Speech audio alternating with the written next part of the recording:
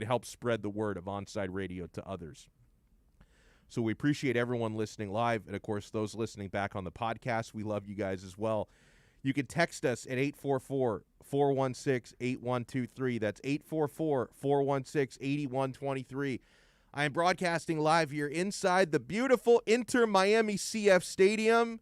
Blue skies today, clear day, wonderful day here in South Florida. I'm looking off into the distance with the Fort Lauderdale skyline kissing the horizon. Here inside the stadium, we've got these pink, black, gray, and white seats calling my name. Donno. Less than a month, my friends. Less than a month, we'll have live football in this building. April 18th is when Inter Miami CF will open up their 2021 campaign against Los Angeles Galaxy. So that's going to be a lot of fun. It's Kyle Van Noy. He's kind of a dick. Kyle Van Noy, former Dolphin, former Patriot. Now he's a Patriot again. So he was getting interviewed by the New England media, officially being reintroduced to the Patriots. And Mike Reese tweeted this out. Mike Reese, who I think he's still with ESPN. He's covered the Patriots forever. He's been their ESPN Boston guy. Van Noy was asked, what was the difference between Brian Flores, the linebackers coach, and Brian Flores, the head coach? And Van Noy says, no comment. No comment. I mean, this guy's acted like a child since the Dolphins released him. Bro, you should be thanking the Dolphins for making a $15 million donation to the Kyle Van Noy Fund. It's not to say he was bad last year. This is the business of the NFL. You're going to have cap casualties. You're going to have players that get released and re-signed. I mean, thank the good Lord you got re-signed and you're making a decent penny. Well, what's he making now, Tito, back in New England? Like $11 million? Something like that. Something like that. Yeah, enjoy the Novembers in Boston, Kyle. Maybe that's why he's mad. Maybe he knows, God, I've got to go back to winter. Like, enjoy the lobster roll up there, Van Noy. Stop whining. All right, never mind. I would take that. He wins there. He actually wins there. Don't do that. I mean, this guy's all bitter. Party of one, bitter. Van Noy is here. Van Noy. So, he acted like a whiny, insufferable bitch when he got released. And now that he's back in New England, he's throwing shade at Brian Flores. It's like, dude, the Dolphins paid you handsomely last year. And you actually got to be on a better team. I mean, had you been in New England last year, you would have had, 3 less victories than the Dolphins had a season ago? Don't complain, man. So Van Noy is still out there throwing salt at the Miami Dolphins. The Dolphins are going to be fine. Van Noy is still getting handsomely paid. Stop complaining, man. Just absolutely stop it. The arguments still rage on among Miami Heat fans. At 3:30 today, we're going to have Alphonse Sidney from Miami Heat Beat, Hangover Time host, Miami Heat post games. He's going to join us at 3:30 today to talk some Heat. They lose again, 4 straight L's now for Miami. We're going to talk about the trade deadline. This is starting to get kind of annoying with this Kyle Lowry stuff, Tito. I mean, yesterday, I thought we were in the clear yesterday. Like, I've got our friend who's very well plugged in, Tim Reynolds from the Associated Press, tweeting, Lowry's going to be a member of the Heat in his opinion, whether it happens this summer in free agency or, by Thursday. That was the only question in his mind. Now I'm hearing the Sixers might be the favorite again. Woj was tweeting out, don't rule out the Lakers, that the Lakers might now be in the mix, or are they going to send Kuzma the other way? Like, do the Lakers even need Kyle Lowry? It's like, I can understand why the Heat would want to bring him aboard, and even why the Sixers would want to bring him aboard. Now you're telling me the Lakers are in the mix as well? Now, if you look at this from a Toronto Raptors standpoint, as we're a little under 24 hours away. It's 3 p.m. tomorrow is the trade deadline. So it's go time, man. We're approaching the red zone. We're not in the end zone yet. We're approaching the red zone of the trade deadline. I would say we're in the red zone when you're in the final 24 hours. The Toronto Raptors benefit from as many teams as possible being in the mix, or from the belief that multiple teams are in the mix. Right? Because that's the leverage game. And I'm not suggesting that any of these stories are fake. Look, I'm not saying, hey, really, the Lakers may not be interested and the Sixers thing might be exaggerated. I'm not saying that.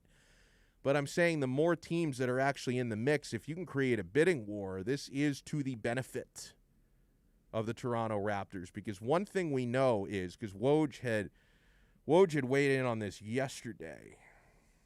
Let me see if I can find the tweet here.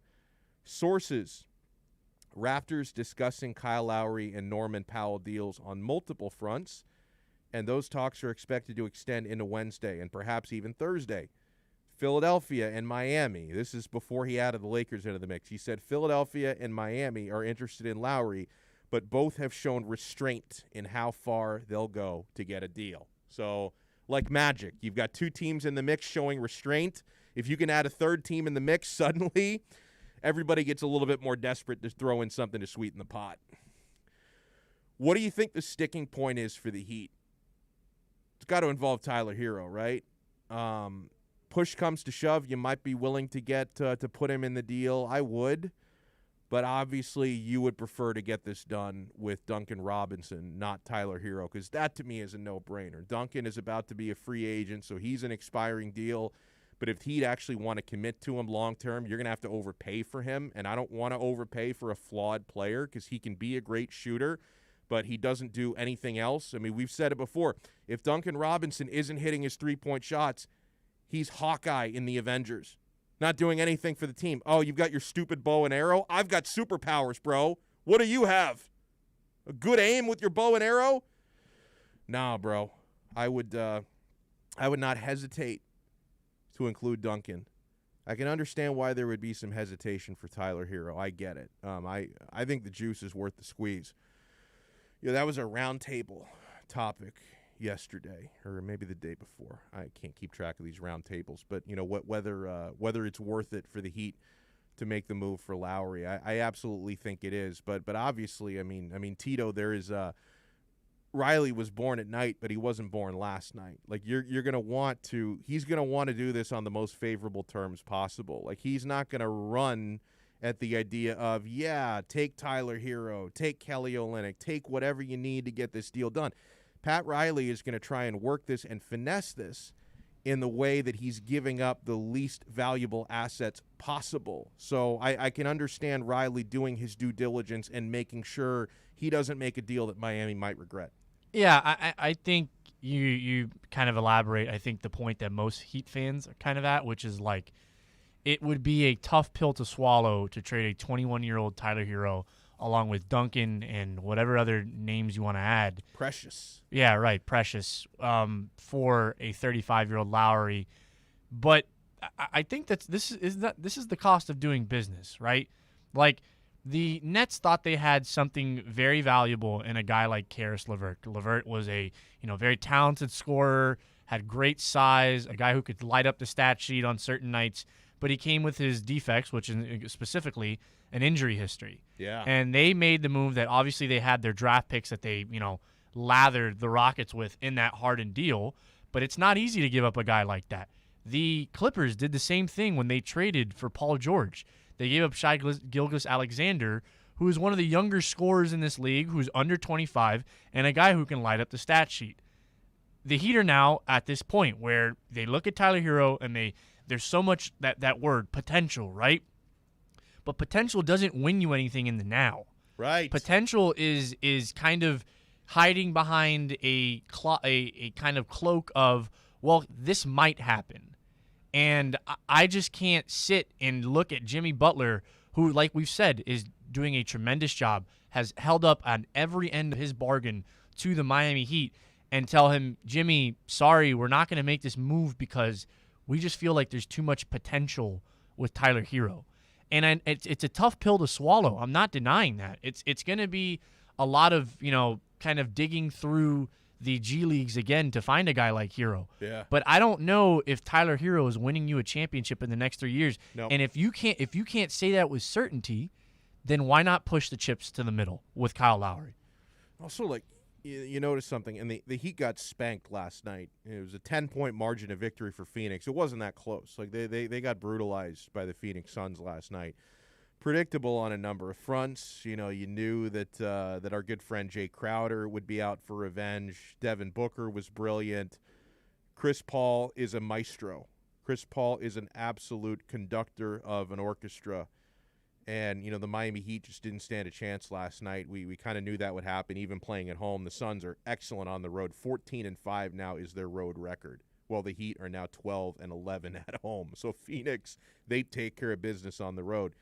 But you notice something, and we kind of thought this might be a factor. We had a great conversation yesterday on the show, which was obviously pregame with Alana Tahauer from the 5 Reasons Sports Network. And in previewing the game yesterday, one of the things she brought up was we want to see how the Heat players are affected by all of these trade talks, because a number of players on this Heat roster have very uncertain futures over the next, at the time, 48 hours, 24 hours now, very uncertain futures on the team. So is that going to be in their head?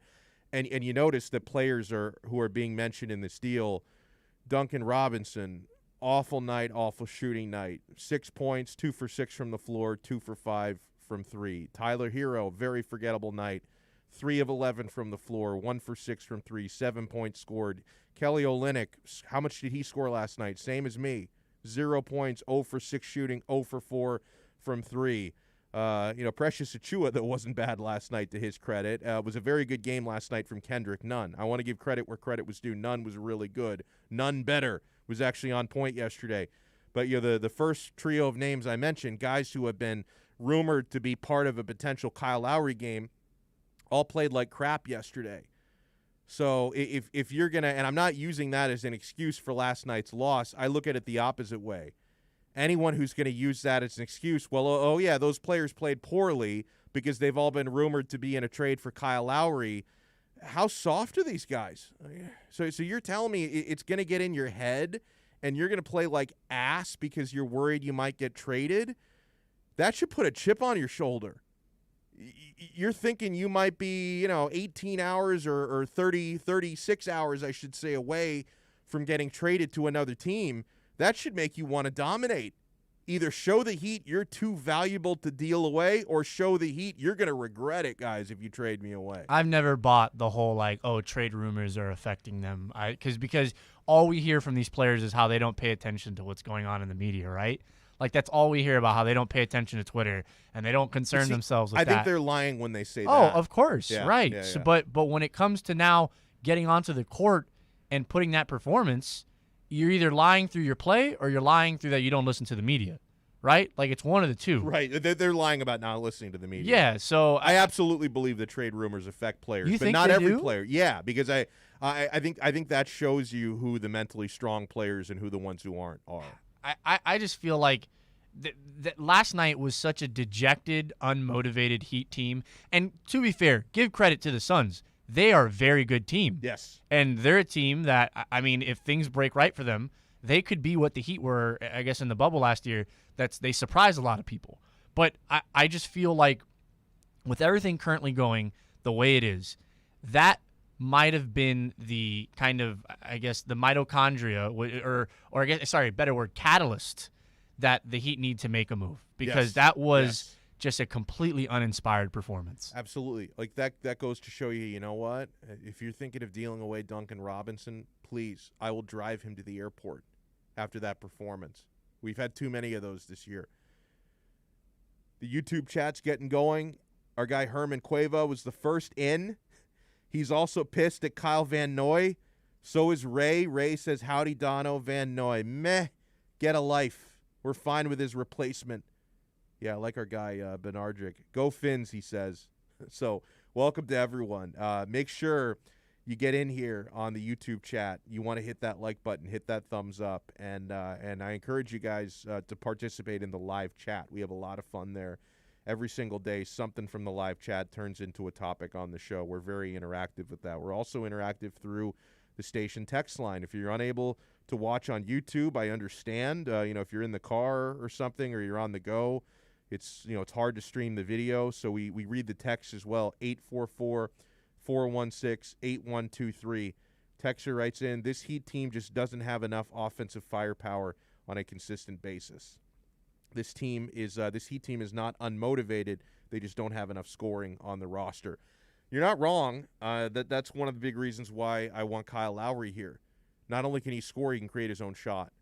That's really something that this Heat team is missing outside of Jimmy Butler and outside of, on occasion, Bam Adebayo.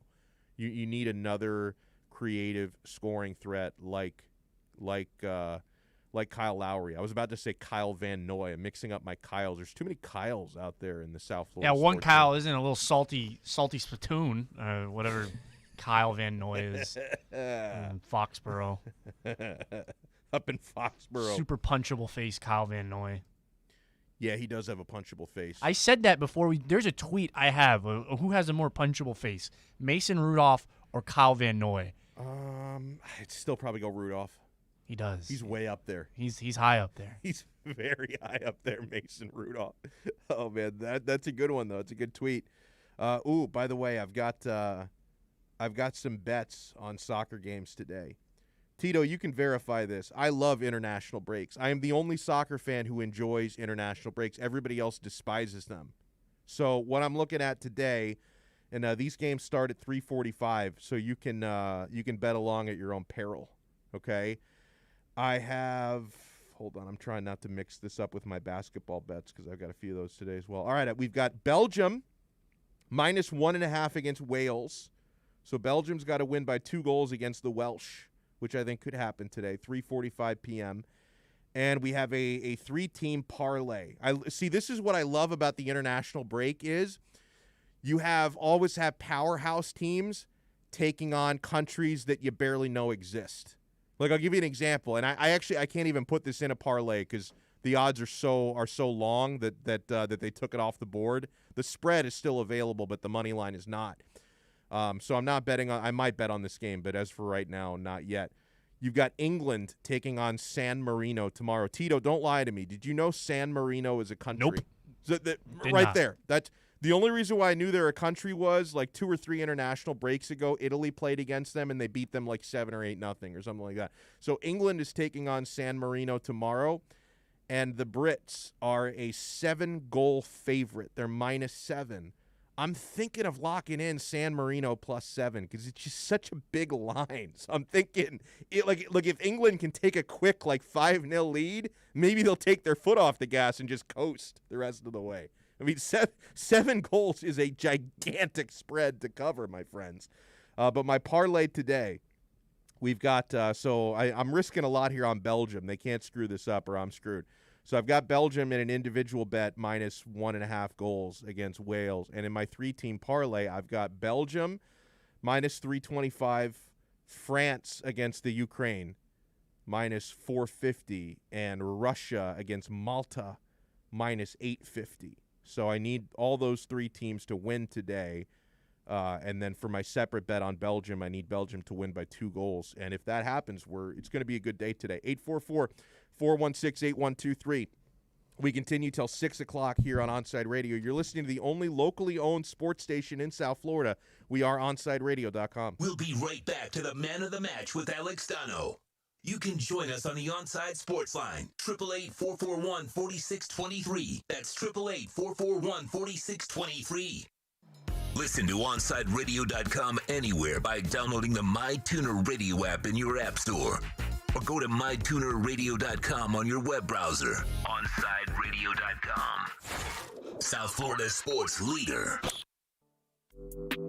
Hello, Inter Miami CF fans. Download the Drink AR app and play inside a first-of-its-kind virtual soccer stadium, hosted by Bodega Trevento and Inter Miami CF, and celebrate your passion for soccer from the comfort of your own home.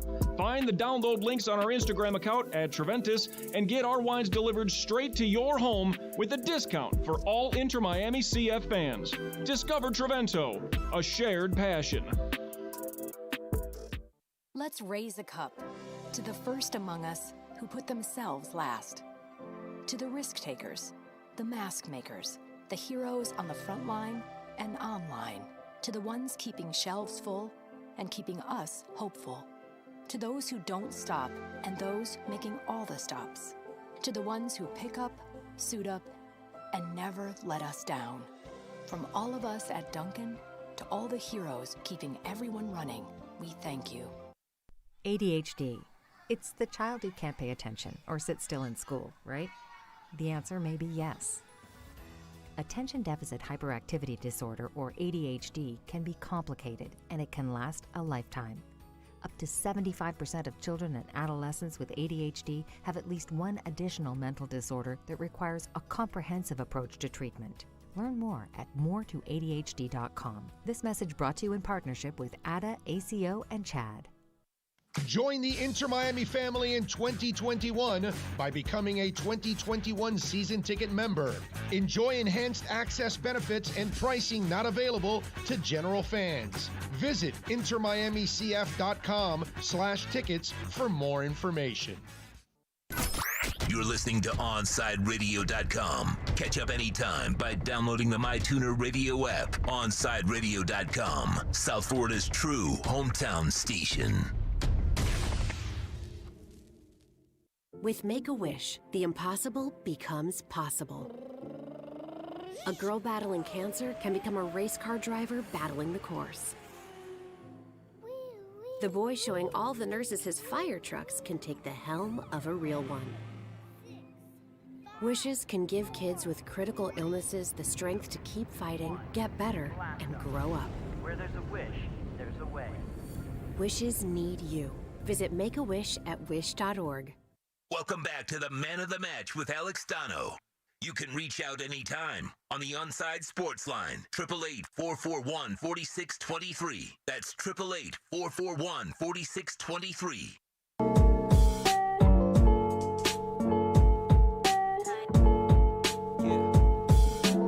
What an anniversary it is today.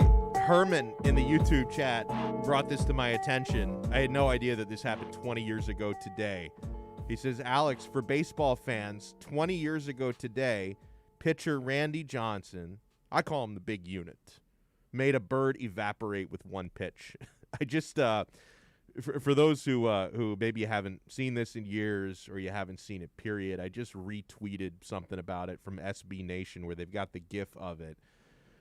And yeah, that's literally what happened. Randy Johnson, like a poor, unfortunate bird, happened to go right in the path of a Randy Johnson fastball. And watching this again, Tito, because it'd been a minute since I've seen this, what happened to that bird does not look natural. I mean, the way that the feathers fly, it looks like, when Thanos snapped the finger and made, half the population turned to dust. Like it looked like that same CGI effect. Like it looked like what Marvel used to disappear, half the population in Infinity War. Like that's what it looks like with this bird. Like it defies the laws of physics. Poor ass bird. I mean, that bird that bird woke up that day and did not have any clue what was going to happen. I mean, just zero clue what was about to happen to his life. And in this clip, it's crazy. Like the batter didn't really flinch, and you can't really tell. Like the camera's obviously behind Randy Johnson, so you can't really tell like what look was on his face. But the catcher and the umpire both freak out a little bit. They're like, "What the hell just happened to that baseball?" I'm sure in the split second they didn't realize it was a bird that got in there. But that is wild, man. That is absolutely wild. Rafa in Miami writes, "It's a rat with wings." Whatever it was, man, he's gone. I mean, he'd been gone for 20 years, but rest in peace. Indade writes, if Toronto wants Tyler Hero, they better offer more than a 35-year-old Lowry. Players like Lowry are diminishing returns. That's not how I do business. Hero is the asset, not Lowry. Well, there could be Norman Powell as well. The only thing is, like, I understand what you're saying as far as assets go, but the question you have to ask yourself is, and this is the question I'm asking you guys, and this is the question I'm sure Pat Riley and Andy Ellsberg and Eric Spoelstra are asking one another is, what do we honestly feel the ceiling is for Tyler Hero? And also, how much better do you believe Kyle Lowry makes the Heat? One of the lines of thinking people have is that you don't make this deal if you don't believe it makes you a true championship contender or championship favorite. That's a little bit of a snobby attitude. If that's the way you look at it, why make any deal? Like if it doesn't make you better than the Nets or the Lakers, then why bother making any deal? Like just put all your chips into the future. Don't put any of your cards on the table right now. I look at a team that, was able to get to the NBA Finals last year and actually be somewhat competitive, even despite having no Bam and no Goran in the NBA Finals against the Los Angeles Lakers, and actually get them to 6 games. And I do believe Kyle Lowry makes this team right now and for the next couple of years significantly better. And while I wouldn't make them championship favorites if they acquired Lowry, if I put this team in the mix, and if I've got a Jimmy Butler who's playing at an MVP level this year, then I like my chances to stir it up and become a team that nobody wants to see in the playoffs. Nobody. I mean, everyone's going to want to avoid the Heat. The Nets are not going to want to see them. The Sixers, the Bucks, they're not going to, and the Bucks especially because the Heat have their number. But nobody's going to want to see this Heat team in the playoffs. So at least you put them in the dance, man. At least you put them in the conversation. So to a point, I would much rather give up Duncan Robinson than Tyler Hero. So let me make that clear. So the Heat took a big fat L last night against the Phoenix Suns. The Florida Panthers also took an L last night, and it's like, I can't trash the Panthers because they lost Alexander Barkov in warm-ups. And apparently this sucks. He's not going to play the next game either. Coach Q confirmed that today. I think the next game, I want to say it's another one against Chicago. If I'm not wrong, he's not going to play in Chicago at 8 p.m. on Thursday. So Barkov is not going to play in that game either. And he got hurt during warm-ups against the Blackhawks yesterday. So Noah Lachari took his place in the top line. So I can't sit here and trash the Panthers for losing that game when I've told you, to me, Alexander Barkov is and should be an MVP candidate. He should be a Hart Trophy candidate in the National Hockey League. He is that important to this Florida Panthers team. So I can't expect them to get a victory, even against a team like the Blackhawks, when you can't even prepare for not having Barkov because you lose him in the warm-ups. It's one thing if I feel better about the Panthers' chances tomorrow because you have the entire day and a half to prepare without Barkey. But for last night, it threw you a complete curveball. So I can't really blame the Cats when you lose Barkov in the warm-ups, and he was sorely missed yesterday. Despite that, though, one of the things that I do worry about a little bit with the Panthers, and I'm nitpicking because they've been very good this season, but one of the things that I worry about a little bit is if you play from behind every single game, it's not sustainable to think you're picking up 2 points every single night when you're giving up the first goal, 2 goals, 3 goals. They were down 3-0 yesterday, and they tried to charge back. They ended up losing 3-2 in the United Center. But it's been a common thread for the Panthers. So you certainly praise their heart and you praise their perseverance and their toughness that they've come back from so many 1-0, 2-0 deficits, 3-1 deficits to win games. They've had more comebacks than any other team in the National Hockey League. You don't want to make a habit out of the comeback. You want to be more of a front runner. You want to be a team that can get up big and sit on leads and, be a little bit pragmatic down the stretch. You can't be pragmatic if you're having to come back from a goal, 2 goals down every single day. Now, again, it's hard for me to stress that point after yesterday because you might have gotten off to a faster start if you had your best player and your captain available, and you didn't. But it's something to watch for, right? For the next 24, 25 games we have left for the Panthers this season. And Barkov he's day-to-day. He's not playing tomorrow, but he's going to be back in the lineup soon. Even when Barkey is back, you want to be getting off to good starts because you can't expect to be able to come from behind down a goal or 2 every single game. That's not a sustainable recipe for success. We'll talk some Heat basketball with Alphonse Sidney from Miami Heat Beat is going to join us next here. This is your home for Miami Heat fans all over the world. We are OnSideRadio.com. Onside Radio, the only choice for the South Florida sports fan. We'll be right back to the man of the match with Alex Donno. You can join us on the Onside Sports Line, 888-441-4623. That's 888-441-4623. Listen to every Inter-Miami CF match on your home for La Rosa Negra, OnSideRadio.com. Catch us every day on the MyTuner Radio app.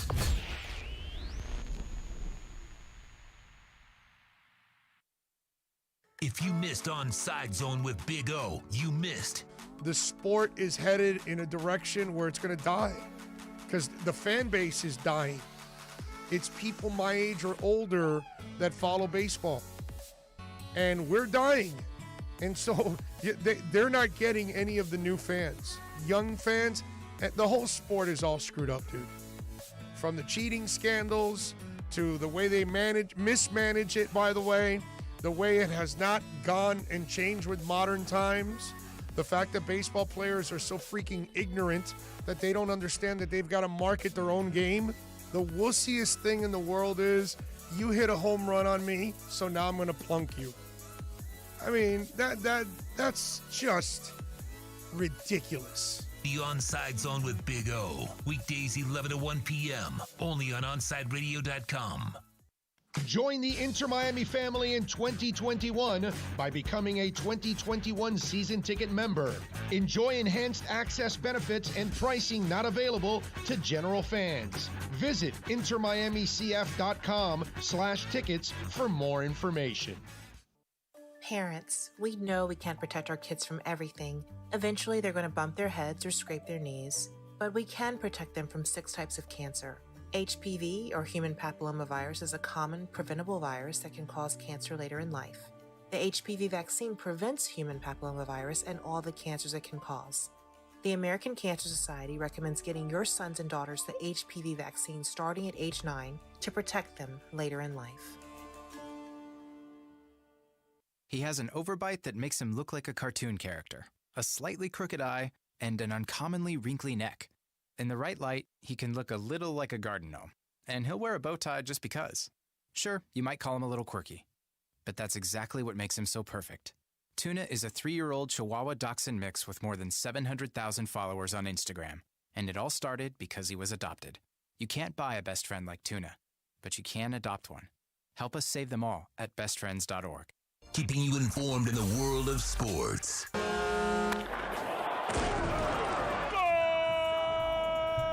With an OnsideRadio.com sports update. Miami Heat taking an L to the Phoenix Suns last night. They lose 110-100. Heat now 22-22 and 5th in the Eastern Conference, tied with Charlotte and the New York Knicks. Heat get a chance at revenge. They play the Portland Trailblazers Thursday. Tip-off slated for 7 p.m. And the Florida Panthers taking a loss as well. They lose to the Chicago Blackhawks 3-2. Panthers get another crack at the Blackhawks on Thursday. Puck drop slated for 8 p.m. Sasha Barkov currently day-to-day, according to Coach Q. And Miami Dolphins making some news today. They re-signed linebacker Landon Roberts. Roberts was a starting linebacker for the Dolphins last season before injuring his leg in the final games of the year. Roberts will likely be rehabbing that leg through the summer. With your Onside Sports update, I'm Tito Bonacci. Coming up next, it's more of Man of the Match with Alex Donno right here, OnsideRadio.com.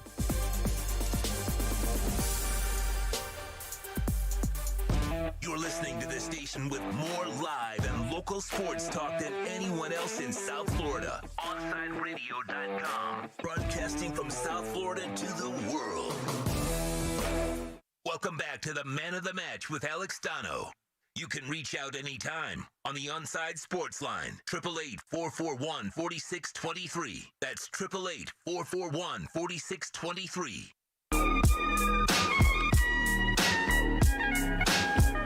Our next guest has been all over Twitter today, just spitting facts.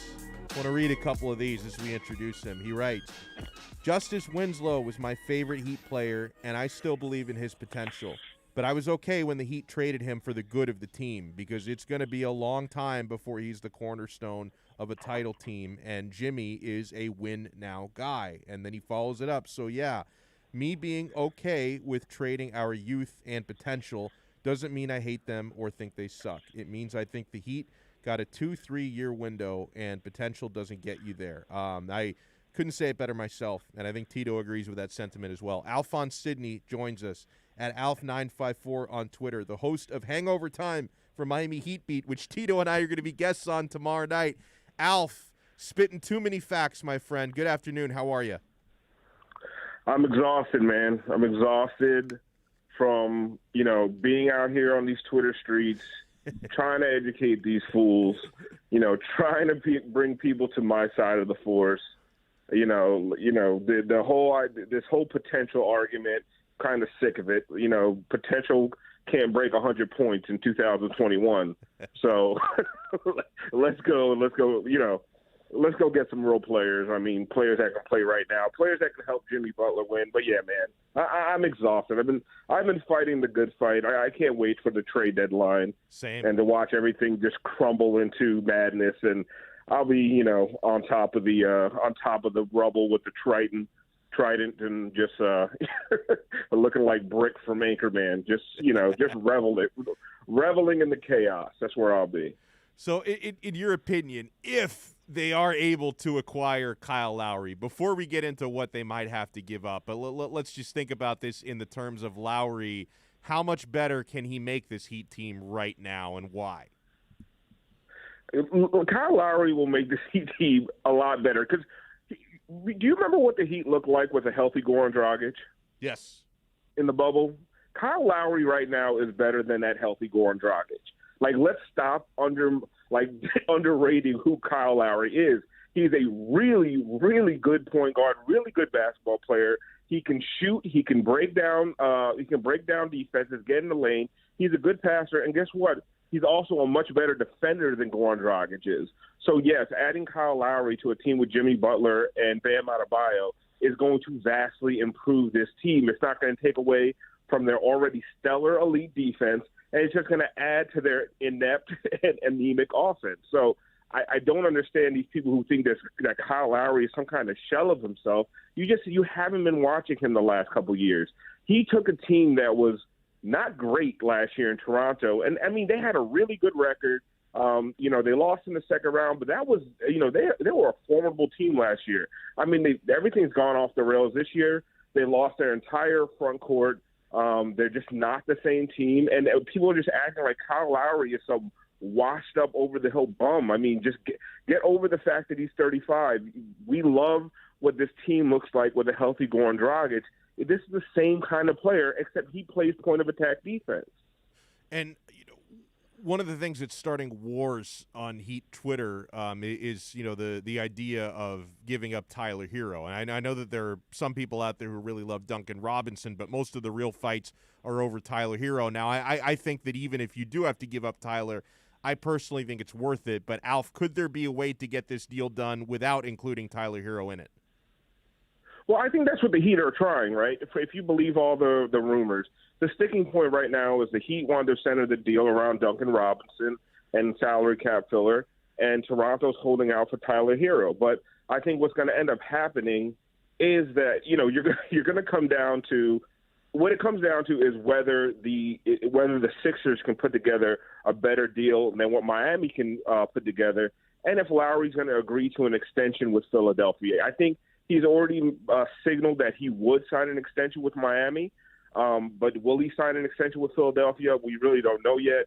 Him and Ben Simmons have a little bit of a history, but he's really good friends with Joel Embiid, and he's also really good friends with Jimmy Butler. So I think that's what it's going to come down to, and I do think that if push comes to shove, the Heat will offer Tyler if that's what's going to get them over the hump to bring in Kyle. And I know that's super controversial to say. My opinion, you do whatever you have to do because Jimmy's in win now mode, and I've watched Tyler Hero over the course of the last year and a half. And while I do believe he does have a lot of potential, I don't ever see a plus defender being in his future. And the fact that his 3-point shooting is erratic at best, it means he needs 2 or 3 more years. He needs some off season, and he needs to gain some weight and put some muscle on. Because right now, his finishing at the rim, he gets in there, but he gets in there real fancy, doesn't get a lot of fouls, doesn't get to the line. Like, he's just not the kind of guy you need next to Jimmy Butler, especially if Goran Dragic is going to continue to get hurt, get older, and sit out. And with Philly, you mentioned Ben Simmons, and I think the on-court dynamic with Simmons with Lowry doesn't make a whole lot of sense to me. I think to me, Miami is the better basketball fit. Do you agree? It depends on if Simmons, if he takes the role that he really should be taking. If he plays off ball, if he learns to shoot, which who knows if that'll ever happen. But if he plays off ball, he can play with a guy like Kyle Lowry. I think that's what he needs a real point guard to play next to. I know he wants to be a point guard, but the spacing issues with Joel Embiid just makes it just makes it really, really hard. I do think that the Lowry fit in Miami is absolutely seamless. Yeah. Absolutely. Whether it's Duncan or Tyler that goes, you put Lowry next to either one of those guys, it's going to because it won't just be dribble handoffs all day to get Duncan Robinson open. Duncan Robinson's not going to have to run half a mile every half court possession to get in a position where he can take a shot. You're going to have a guy that can actually break down a defense and get him open shots, and it will also take a lot of the load off of Jimmy Butler, and it will allow you to rest Goran Dragic for long periods of time, and maybe hopefully have a healthy Goran going into the playoffs. I like it. We're joined here by Alphonse Sidney from Miami Heat Beat, host of Hangover Time and host of Light Skin Opinions as well. So it's not only, trade deadline tomorrow, there's also potential for buyouts, which those deals can go into next month. Do you still have your eye on LaMarcus Aldridge? Do you think that's a possible buyout option for the Heat? Do you think that happens? I mean, I definitely think it's from the story you hear, it's like a 90% thing that he's coming to Miami, and I think that signals to you who will be in that trade. If they do trade for Kyle Lowry or Victor Oladipo, I think it's a signal that Kelly Olynyk is going to be part of whatever trade gets done, because LaMarcus would most likely be his replacement. But I mean, it also could mean that with Trevor Ariza around, they feel like Andre Iguodala is replaceable. But I do think the LaMarcus thing kind of makes Kelly a little bit more expendable. But I guess we'll just see what happens. But yeah, I do think LaMarcus is one of those guys on a buyout because if the Heat do pull off a trade, they're going to have a bunch of empty roster spots. Yep. And they're going to need some of these buyout guys. And, the reporting on J.J. Redick is that he's going to Brooklyn. That was one of the guys I was looking at that I was really hoping Miami could pick up. But if he goes to Brooklyn, there's not a lot of talent left out there. And, I think LaMarcus would be a really good pickup. So the Heat are back to 500. They've lost 4 straight games. And you notice, Alf, last night, we talk about Tyler Hero and Duncan Robinson being mentioned in these trade possibilities, Kelly Olynyk as well. They all had really, really poor nights last night. Is that a coincidence? Because Tito Benacci and I were talking about whether or not players can really be mentally affected on the court by trade rumors. Do you think that may have taken any part in their performances last night? I mean, I could imagine that, hearing that you might have to move, you live in Miami and someone's going to send you to Tampa for half a year and then you're going to have to go live in Toronto. Like that would mess my game up, But I feel like these guys are professionals and they shouldn't, this really shouldn't be. It shouldn't have them to the point where they can't make wide open shots. And this has been going on before the trade rumors. True. And that's one of the things that I've been arguing with people about. They're like, oh, you're overreacting to a 4-game losing streak. Donno, I believe I came on with you while they were in the middle of their winning streak and said that this is a little bit of fool's gold. Yep, you did. That they're beating bad teams with 6 minutes left on the back of Herculean efforts from Jimmy Butler. Like, that is not a recipe for long-term success.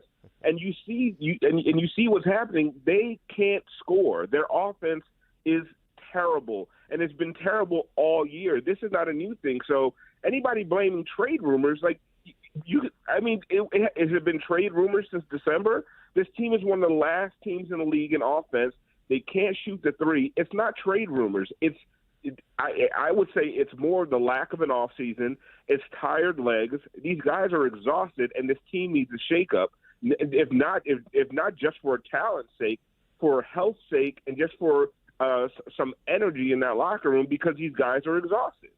Yeah, I want to circle back real quick on the Lowry thing, because one thing I didn't ask you, and you obviously mentioned, of course, Philadelphia being a heavy player as well, and it may come down between Philly and Miami. Woj said something today about don't sleep on the Lakers either. That seems a little bit out of left field to me. But can you put a percentage on it? Your expectation for Lowry ending up a member of the Miami Heat 23 hours from now, can you put a percentage chance on it?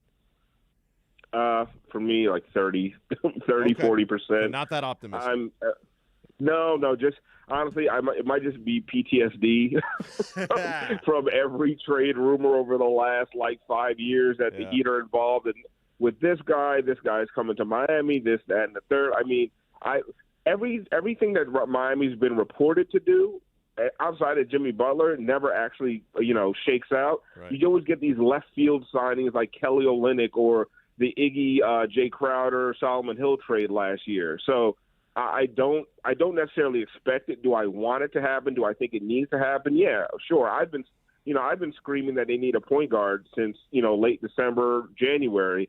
And, when I said that Tyler Hero isn't the starting point guard, you would have thought I cursed his children. They were coming after me so hard on Twitter. But, I mean, I think I've been proven right. Now the argument is he can be a really good sixth man. Okay, just keep moving the goalposts for this kid while Jimmy Butler wastes an MVP season. I mean, if you want to do that, go ahead. I love it.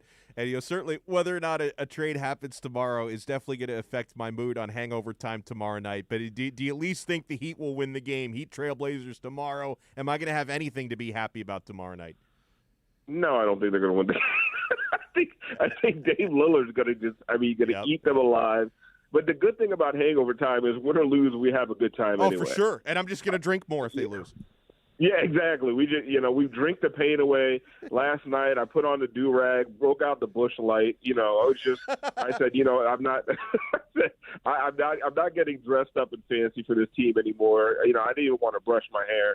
I said do-rag, Busch Light. I was gonna light up a Newport. I was just gonna really just go all the way in. If they lose tomorrow night and there's no trade, there might be a pack of Cools in my pocket. I'm just going to tell you that right now. Either way, we'll have fun. Great stuff here from Alphonse Sidney. You want to make sure you're following him on Twitter at Alf954. Check out his work, Miami Heat Beat, Hangover Time. Tito and I are going to be on with him after the game tomorrow night. Alf, I look forward to it, man, and thank you so much for coming on.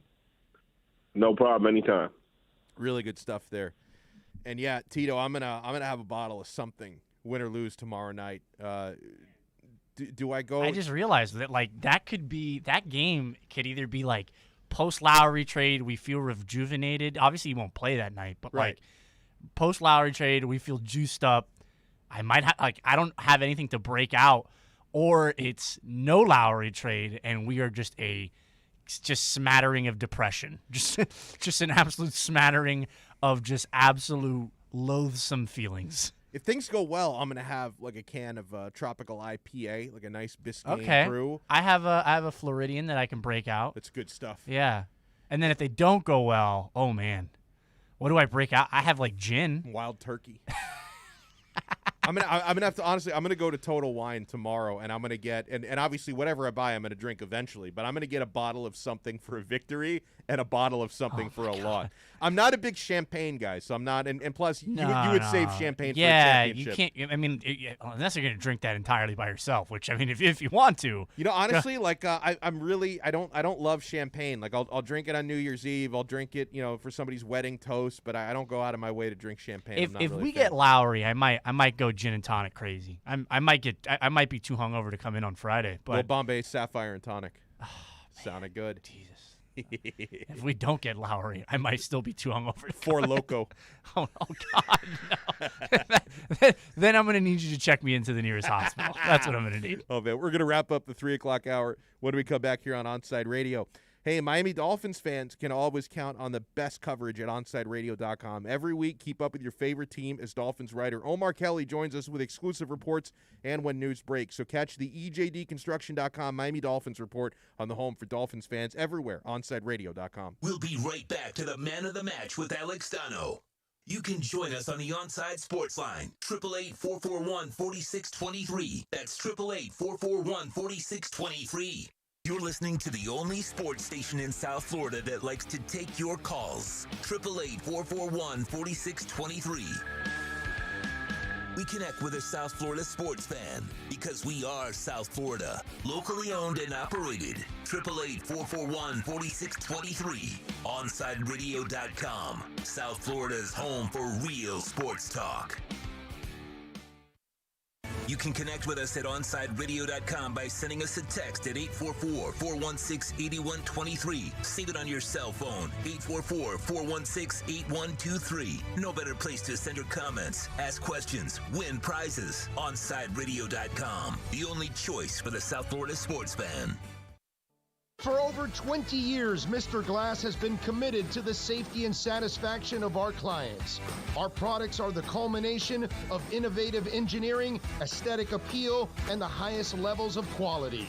Through our legacy, Mr. Glass strives to impart the true meaning of quality, service, and sustainability to new generations. Reputation, experience, and trust is why clients choose Mr. Glass. Live the future now. Locate a dealer near you today. At Baptist Health, we are ready to serve, to treat, to safely proceed with your procedure. We're ready for ER visits and office visits with skilled surgeons, advanced medicine, and multidisciplinary teams. We're ready for new arrivals and new recoveries. We are ready. We're ready to diagnose, treat, and manage anything that comes our way with exceptional care and comfort. With the same preparedness and compassion you've come to expect from Baptist Health. And we are ready. We're ready. We're ready to care for you. Can I get a captain? Captain and what? Captain and Ginger. I can't hear you. Captain and Ginger. He was a captain and Ginger. Captain and Ginger. He was a captain and Ginger. Captain Morgan, official partner of Major League Soccer. Every Thursday, NBA fans can catch one of the best basketball shows in the country when Ethan Skolnick and Ira Winderman host Inside the Paint. Listen to two of the most knowledgeable and connected reporters in the business. Get year-round insight every Thursday at 10:30 a.m. with Inside the Paint on the home for hardcore basketball fans. OnsideRadio.com.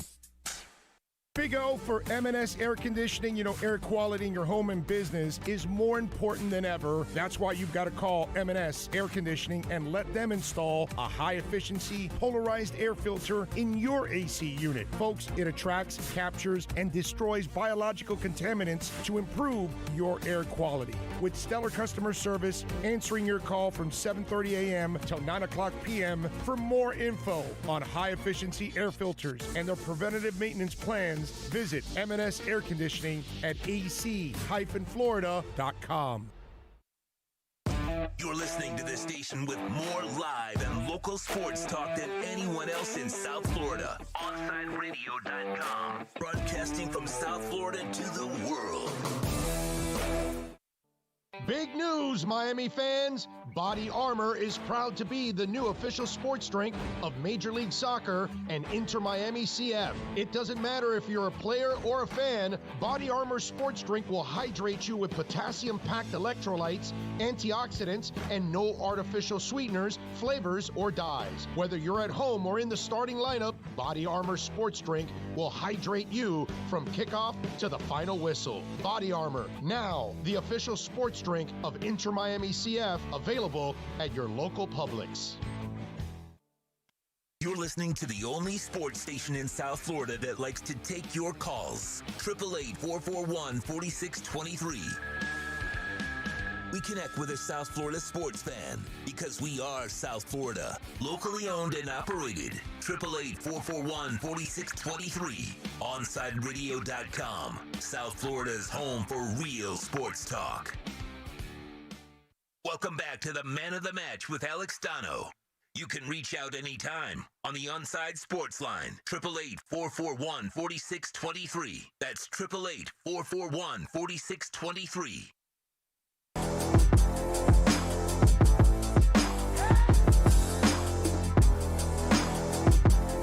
One of the features on the Onside Radio podcast, I would implore you guys to check out every day. We have something called the Round Table, which combines all the programs. I mean, you have Toast and Marsh, 4th and 20 in the morning from 8 to 10 a.m., Kai's Corner with Kai Chen Chisholm, 10 to noon, Big O on the Onside Zone, noon to 3, me from 3 to 6, Michael Christian from 6 to 7. And every day, each of us weigh in on a topic, and then Tito and Alex make a master cut. Like they splice it all together, and you can hear us all weighing in on the topic of the day. We call it the roundtable segment. The roundtable topic for today: should the Dolphins pass up on a wide receiver in the first round after the addition of Will Fuller? That's the question. My answer is no, absolutely not, for so many reasons. First of all, I think we all had a very clear idea coming out of the 2020 season that Tua needs more weapons, plural. I'm not talking about adding one weapon. Will Fuller is a really nice addition. But I think it was evident last year with the likes of Mac Hollins, who's back, by the way, at wide receiver. But Mac Hollins is a tremendous special teams player. So hopefully you see him less on the field as a wide receiver. And, you know, he's playing on special teams downs only.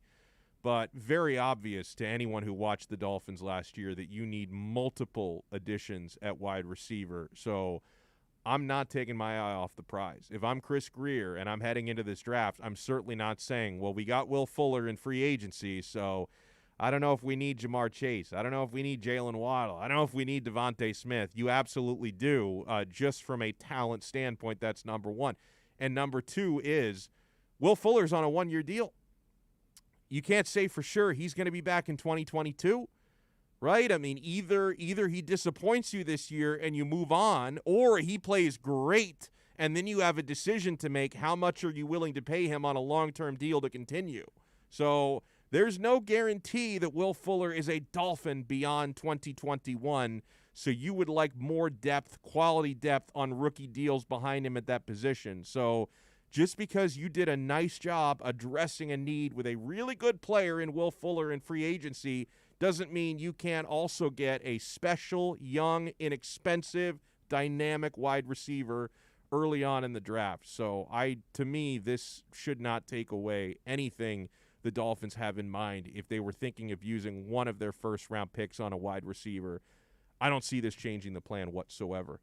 And Will Fuller even knows that, right? That was one of the things he was asked about yesterday in the news conference. He said, you know what, I want as much talent here as possible, he said. Let's listen to it. Of course, you know, the more talent we got, the easier it'll be for all of us. So, you know, whatever they're going to do in the draft, I have no idea. You know, that's above my head. I'm just here to do my job. But, I mean, I love another receiver in the room, you know, to just keep bringing talent, and we're going to keep making plays. Competition. He loves it. I love it. 4 o'clock hour coming up here on Onside Radio. Hey, Onside Radio enters Kai's Corner with Kai Chen Chisholm every day from 10 a.m. to noon. Join Kai as he discusses the biggest stories in South Florida sports. Tune in every day, 10 a.m. to noon for Kai's Corner on the home for South Florida Sports Talk, OnsideRadio.com. We'll be right back to the Man of the Match with Alex Donno. You can join us on the Onside Sports Line, 888-441-4623. That's 888-441-4623. You're listening to the home of Inter Miami CF. His strike is a decent one. It's fired into the top right corner. Gonzalo Higuain opens his account for Inter Miami. OnsideRadio.com, where the passion for La Rosa Negra runs deep. You're listening to OnsideRadio.com. Catch up anytime by downloading the MyTuner Radio app. OnsideRadio.com, South Florida's true hometown station. OnsideRadio.com knows gamers need a home. Can you dig it? That's why for the next 60 seconds, Can you count, suckers? here's your Onside Radio E-Report with Michael Christian. According to Bloomberg, Microsoft is currently taking part in negotiations to acquire Discord, the gamer's chat app, for $10 billion. Discord is a free voice, video, and text chat app that's used by tens of millions of people ages 13 plus to talk and hang out with their communities and friends. Its primary use is for gamers to be connected with their friends while playing things like Fortnite, Minecraft, and Warzone, but is also a great way for fans of a specific community to interact and talk to one another. As someone who frequently uses Discord, I sincerely hope that Microsoft just builds on what Discord is already doing, as opposed to trying to turn it for a profit and start charging all of us users who enjoy using the now free app. Stay in touch in the world of gaming with the Onside Radio E-Report. You're listening to the station with more live and local sports talk than anyone else in South Florida. OnSideRadio.com. Broadcasting from South Florida to the world. Welcome back to the Man of the Match with Alex Donno. It's all yours. Just keep it right here. You can reach out anytime on the Onside Sports Line, 888-441-4623. That's 888-441-4623. Yeah, 4 o'clock hour of Man of the Match here on Onside Radio with Alex Donno. Oh, I'm Alex Donno. And I'm with you guys for 2 more hours here. OnSideRadio.com. You can listen to us live there. You can listen on a number of free mobile apps. Radio FM app. I was listening on that on the way up here. Had it blasting through my speakers in the car. The Bluetooth is a great, great feature. Radio FM app, Simple Radio, My Tuner Radio. All these are free apps in the App Store, by the way. Just make Onside Radio your favorite station. Doesn't cost you a single cent to listen to this show or any of the other shows at OnSideRadio.com. And I also encourage, and we got a number of great folks in there right now, that you watch us live. You can stream us live video on YouTube, and the YouTube chat is a lot of fun. Indade writes in, Heat Nation won't fall for the Lakers BS. They're baiting Riley. Yeah, talking about the Lakers potentially trying to make themselves players in the Kyle Lowry deal. Yeah, I still think it's Philly versus Miami. I was thinking 60-65% Miami, but then Alphonse Sidney told me he's more 30 to 40% Miami. A little bit of a downer. The pendulum has swung in so many different directions, right? A couple days ago, I remember talking about this on Monday and reading the tea leaves, and it really looked like Philadelphia had the edge over the Heat. And then yesterday, it seemed like Miami had the absolute edge because it was brought up. You know, how Lowry has a great relationship with Jimmy Butler, how Miami is the team that even if he doesn't wind up traded here this year, like if Toronto were to keep him, he would want to sign here as a free agent in the summer. That was something Tim Reynolds from the Associated Press had tweeted out yesterday. And now we're led to believe that Philadelphia may have the advantage after all. I hope something gets done within the next 23 hours. Trade deadline tomorrow at 3 o'clock, 3 p.m. I hope something gets done here in the next 23 hours because I think Kyle Lowry can make this team a lot better. I would obviously prefer that the deal be centered around Duncan Robinson and not centered around Tyler Hero because it's pretty obvious which of those two guys I would rather give up, and that's Duncan. But I hope that he can get this done either way. Hey, later this hour around 4:20, we're going to talk with Antoine Staley. He's a Florida State beat writer for the Tallahassee Democrat, but he has covered the Miami Dolphins. He's covered the Carolina Panthers. He's covered every program basically in college football. He used to write for Athlon Sports. We can get into a number of different NFL and college football conversations with him. Things keep looking worse and worse for Deshaun Watson. Okay, yesterday, Deshaun Watson's lawyer, Rusty Hardin, made a statement where he accused one of the accusers of having tried to blackmail Deshaun Watson. But there's something about this. Every now and then, the defense actually makes the defendant look even worse. And I wonder if that's happening here because Rusty Hardin said in that statement that, whatever happened between Deshaun Watson and that masseuse, saying they had sex, but it was consensual. Like, that's what you're going to defend him with? So hold on. You're telling me that he had consensual sex with someone he paid to come and massage him, and that's how you're going to try and make your client look better. This is only making Deshaun Watson look worse and worse and weirder and weirder. And obviously that's not any sort of admission of sexual assault, which is what he's been accused of. But now you're looking at a pattern of behavior where apparently Deshaun Watson, if I'm led to believe the details that are coming out here about these 24 different accusers and 14 lawsuits that have been filed, so it's normal to expect to have consensual sex with someone who you're paying to massage you. Like, Deshaun, you live in Houston, Texas, not Bangkok, Thailand. Like, what is this expectation that you're hiring a masseuse who then may or may not have consensual sex with you? It's and we knew that this pattern was coming. The last couple of days, ever since the lovely Lala, who says, yeah, she massaged Watson and he was nothing but a perfect gentleman with her.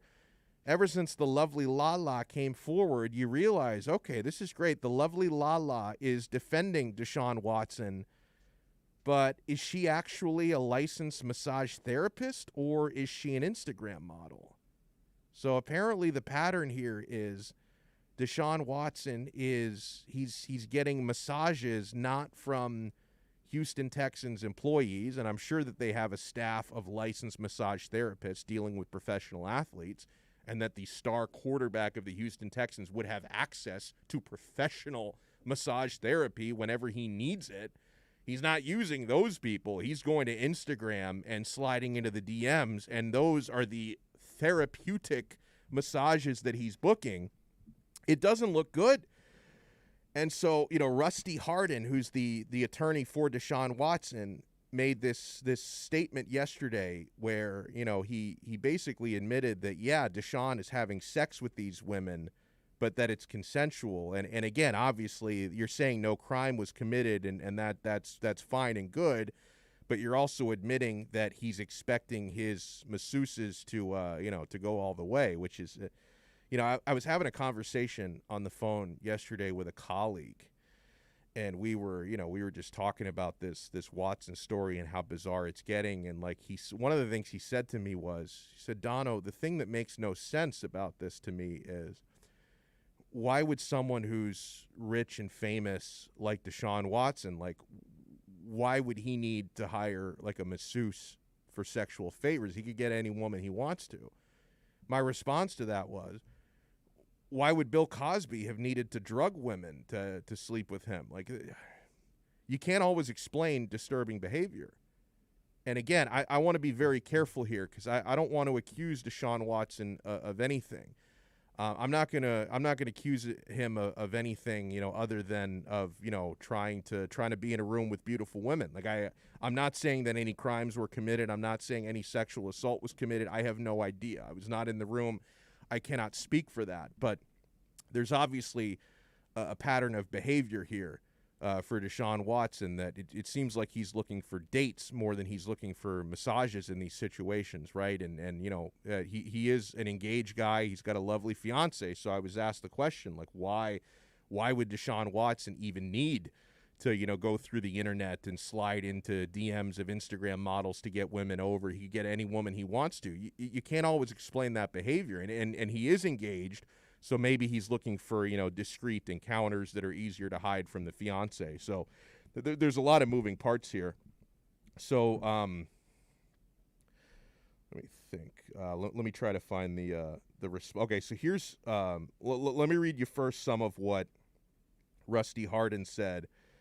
I asked her what she would be silent about and whether anything had happened with Deshaun against her will, said Watson assistant Brian Burney in a sworn affidavit released by the quarterback's attorney, Rusty Hardin. She confirmed that everything that occurred was consensual during her encounter with Watson. I asked Mrs. Jane Doe why Watson should pay for silence regarding something that was consensual, whatever it was. She said that it was a matter that both she and Deshaun would wish to keep secret and that she would need to be paid for her silence. The affidavit says that Jane Doe, one of the plaintiffs involved in the 14 civil lawsuits filed by attorney Tony Busby, stated that she wanted $30,000 for her silence regarding an alleged December 28, 2020 encounter with Watson.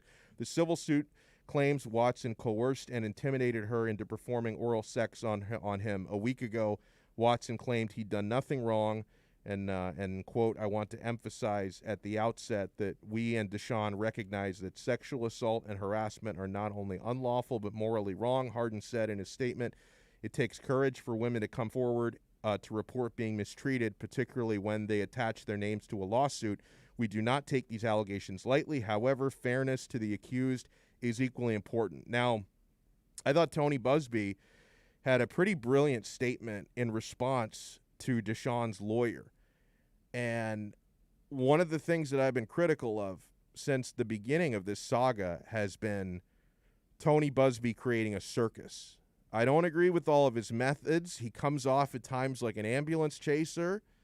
I called him Saul Goodman a couple of times. He gives off vibes like that, Tony Busby.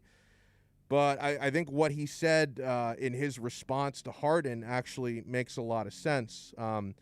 Alleged sexual misconduct is serious, Busby said. Quote, attempting to criminalize or minimize those that speak out or step forward is wrong. I have been asked to respond to a release statement by Mr. Watson's counsel.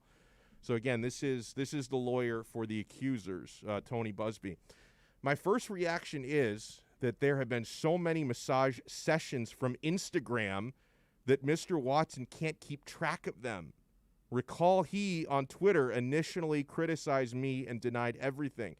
I can't tell you how many people have stepped forward to report similar conduct or provide information. That info will be released, again, in public filings, not to the media. So, I mean, right there, it sounds to me like most of, if not all of these women were people that Deshaun found through Instagram, not through, hey, I'm going to go through a channel where you book a massage. Like, he's not going to Massage Envy. He's sliding into Instagram DMs is where he's finding masseuses. Busby continues, my second reaction is a question. Why would his marketing agent admit Watson had sex for pay with a massage therapist, consensual or otherwise?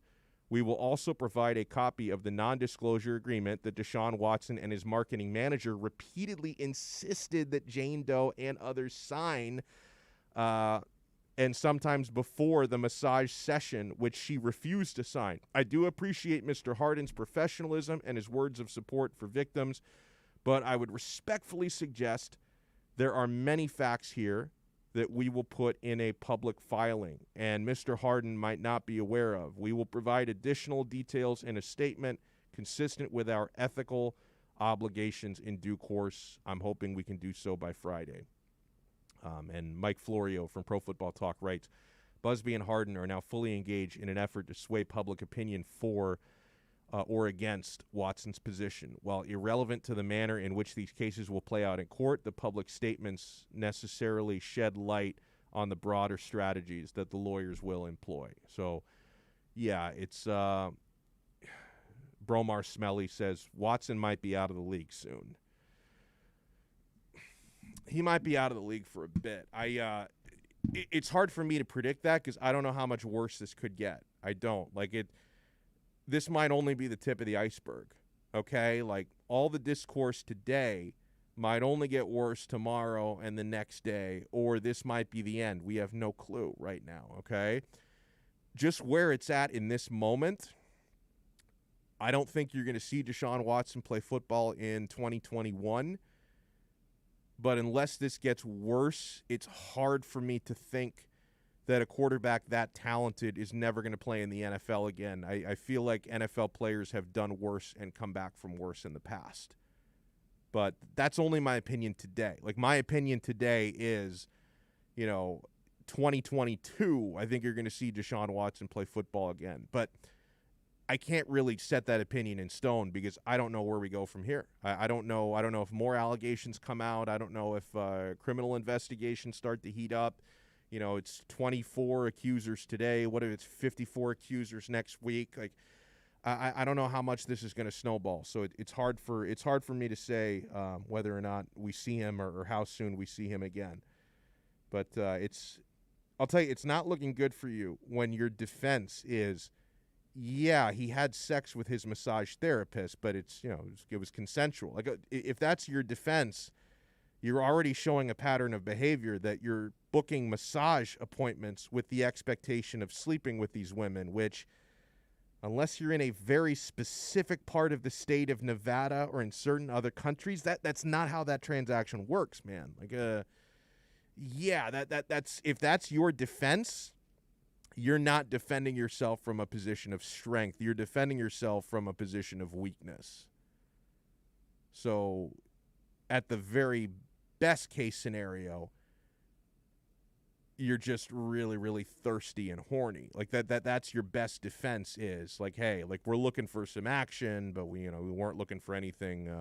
We weren't looking for any assault. Like if that's the position you're defending yourself from, then I think this is going to get uglier. And again, I want to emphasize, I don't know. I have no clue whether or not he actually committed assault. That it's not my place to judge. I can only tell you that this continues to look worse and worse for him. That's all that I can say. I'm not going to pretend I know what happened in those rooms behind closed doors, whether he forced anything or didn't force anything. I'm just telling you that the details seem to look worse and worse for Deshaun Watson every single day. That's all I can say about this. 844-416-8123. That's 844-416-8123. If there was any physical evidence, the texter writes, it's likely that criminal lawyers would have entered into the picture.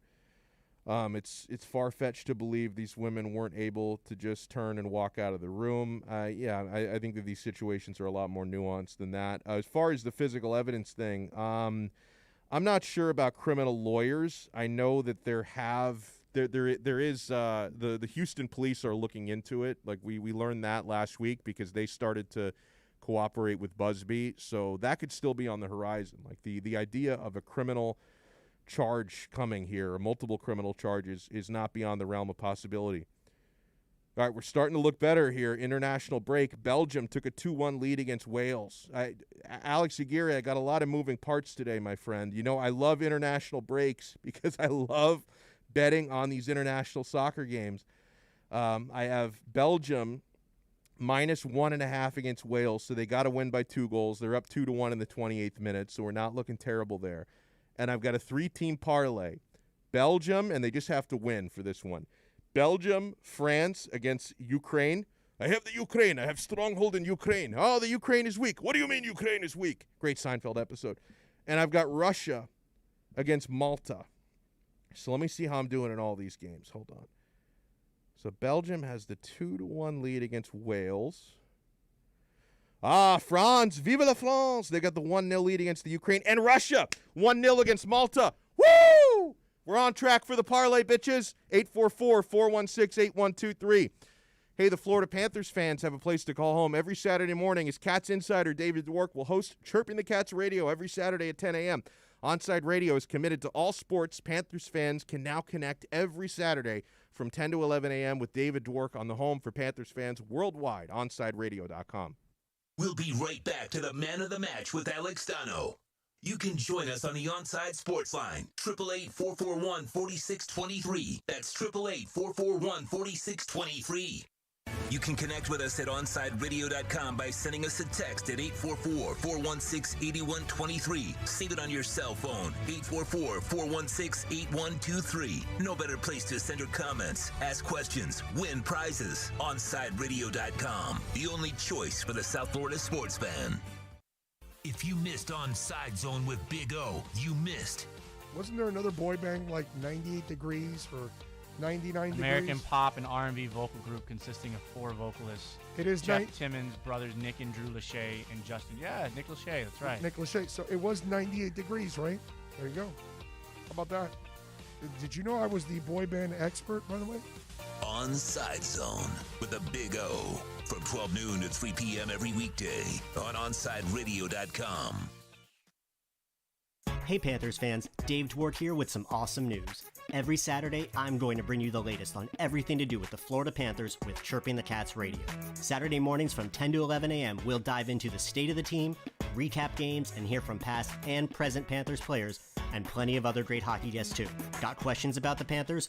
Call or text the show and we'll break it down. Don't miss Chirping the Cats Radio, Saturday mornings from 10 to 11 a.m., only on OnsideRadio.com. He has an overbite that makes him look like a cartoon character, a slightly crooked eye, and an uncommonly wrinkly neck. In the right light, he can look a little like a garden gnome, and he'll wear a bow tie just because.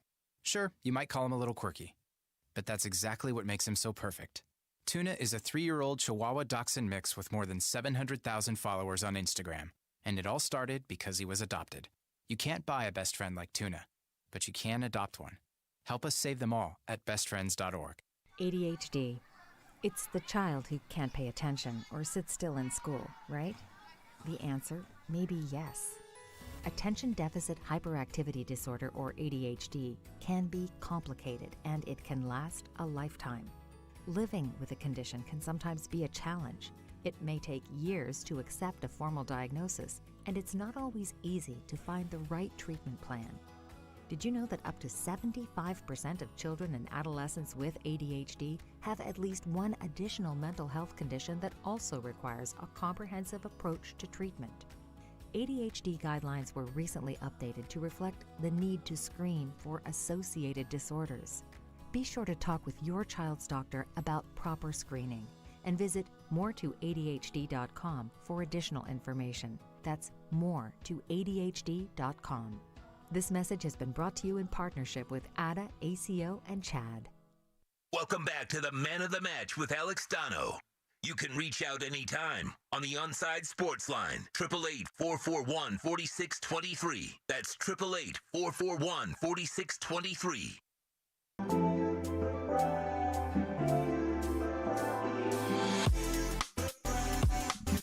Always a good time when we bring in our good friend Antoine Staley, covers Florida State for the Tallahassee Democrat, but has put in the work over many years. He's covered the Miami Dolphins. He's covered the Carolina Panthers. He's covered, college football from a national scope. There's nothing this guy doesn't know about football. Antoine Staley joins us, although I'm not sure about your Italian food knowledge, but I do trust you for knowledge of things like barbecue. So you are my go-to source on a lot of things. Antoine, how are you, man? I'm good. How you doing, Donno? Doing really, really well.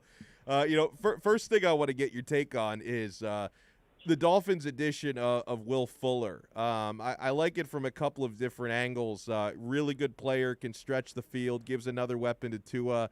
I actually like the one-year deal because, Antoine, I feel like Fuller's really going to play his butt off in a contract year. Like I'm expecting him to, because he's gambling on himself to try and get a bigger long-term deal next year. So how do you feel about this signing, and how do you think Will Fuller can fit in Miami from a football standpoint as well? I love the deal. Not to self-promote myself, but I kind of got in the writing mood and wrote something about the whole move, and it'll be out tomorrow. But awesome. Yeah, to kind of tell you my perspective about it, I think it's a home run home run signing for the Dolphins. They definitely need to get a home run hitter like Fuller, somebody that can stretch defenses and take the top off and have the speed like how he does. And I think it'd be a best friend to a young quarterback like Tua. So, yeah, I think it's a great move. He'll be highly motivated. I know he's coming off the suspension from last year, and we'll be out one game the start of the season. But, yeah, I think from a standpoint when you have already add him to the receivers that they have, and I think they'll still draft a receiver too as well, right. Whether it be at 3 or 18. I think it'll be a great move for him, man.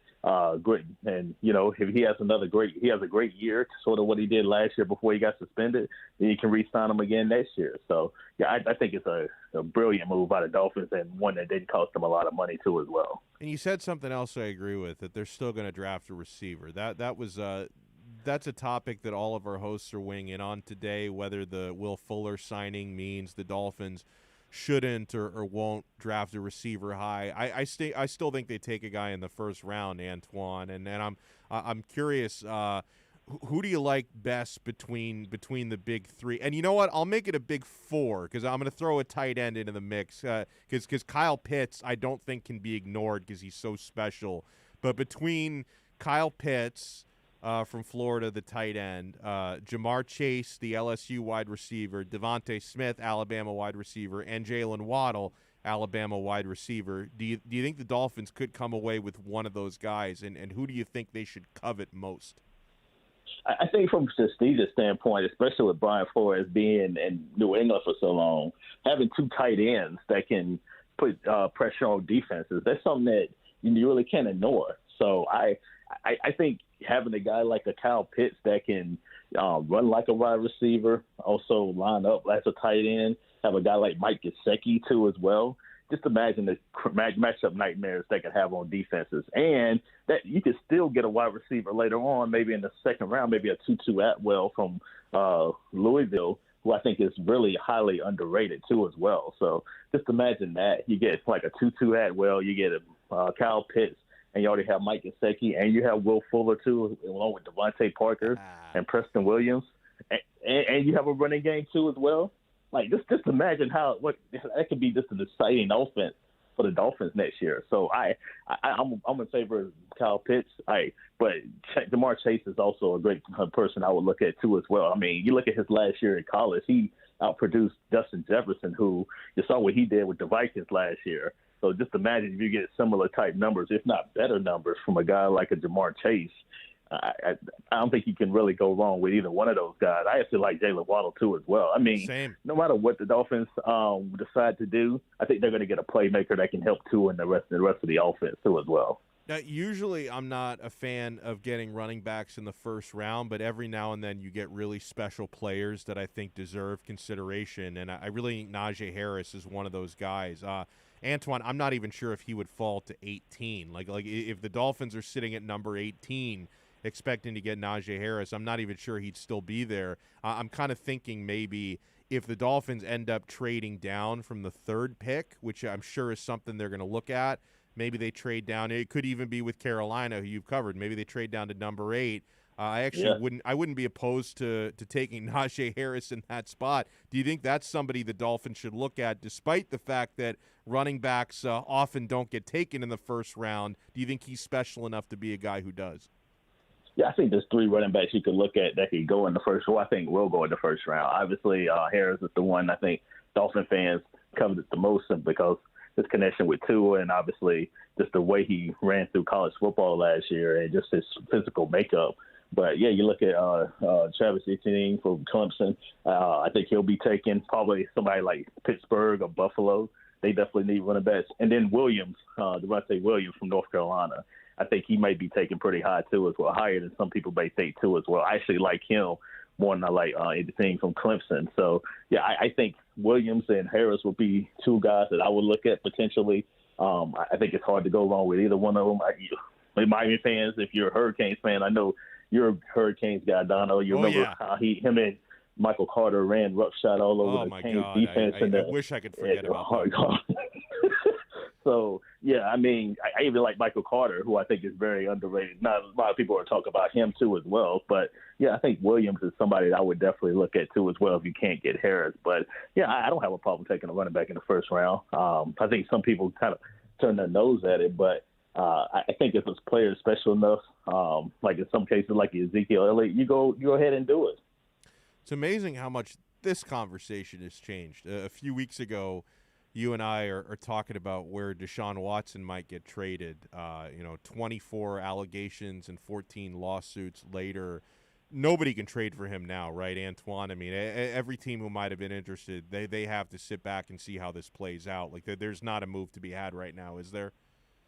No, I don't think so. I think teams are going to be scared off by trying to trade for somebody like that has all these allegations possibly hanging over his head. So, yeah, I don't. Especially if you're giving up a ton of draft capital. And then if you're the Texans, I don't think you want to make the trade because you're not going to get equal value for him anyway at this point. So it makes sense just to kind of hold on to him and, see what happens from this case too. And then they have a contingency plan too by having Tyrod Taylor.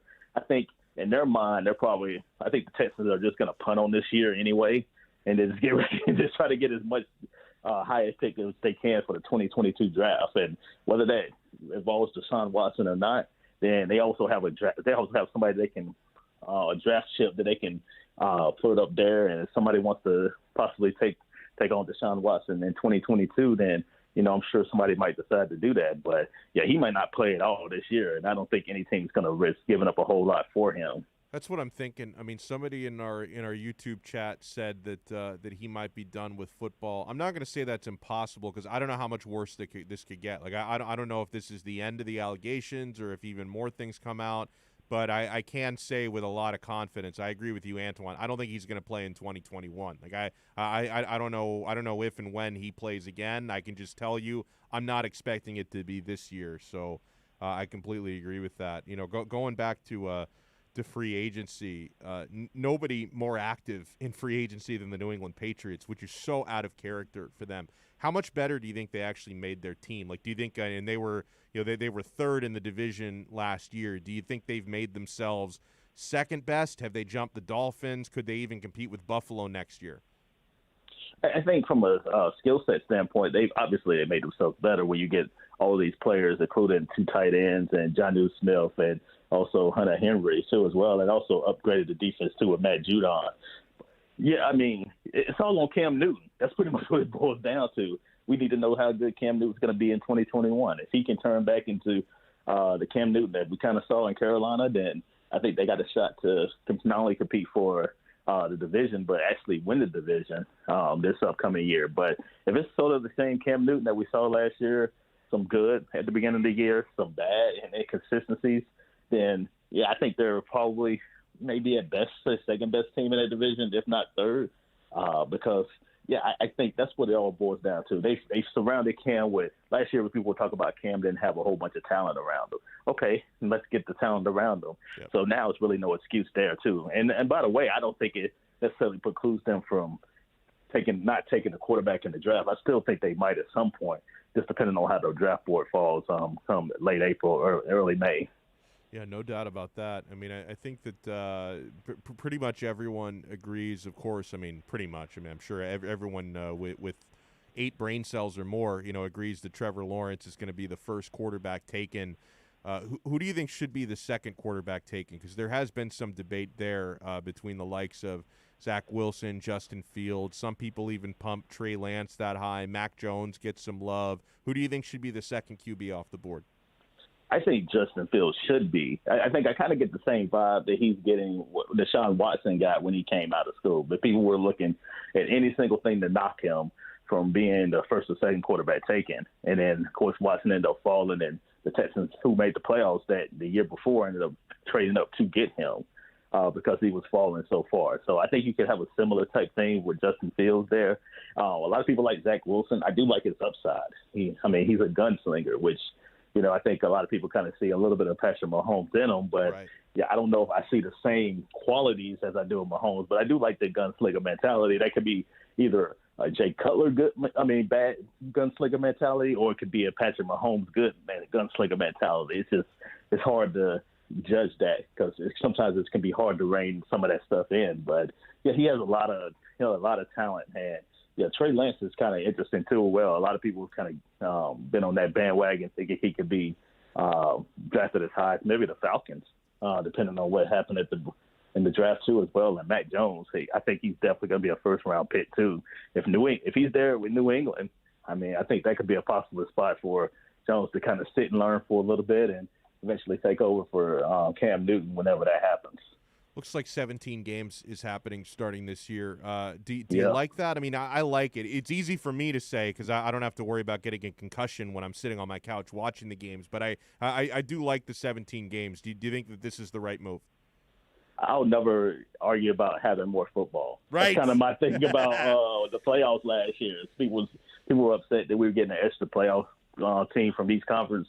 I'm not going to argue about getting more football. It is what it is. It's great, So anytime we able to extend the season for a little bit and get some added more games in there, I'm all for it. So, yeah, I definitely I know the players aren't very happy about it, and we'll see what happens as far as the off-season program, which I know they want some of that to be virtual this year too once again. But, yeah, I love it from a standpoint where we're able to get more football and kind of have this thing drag out a little bit longer.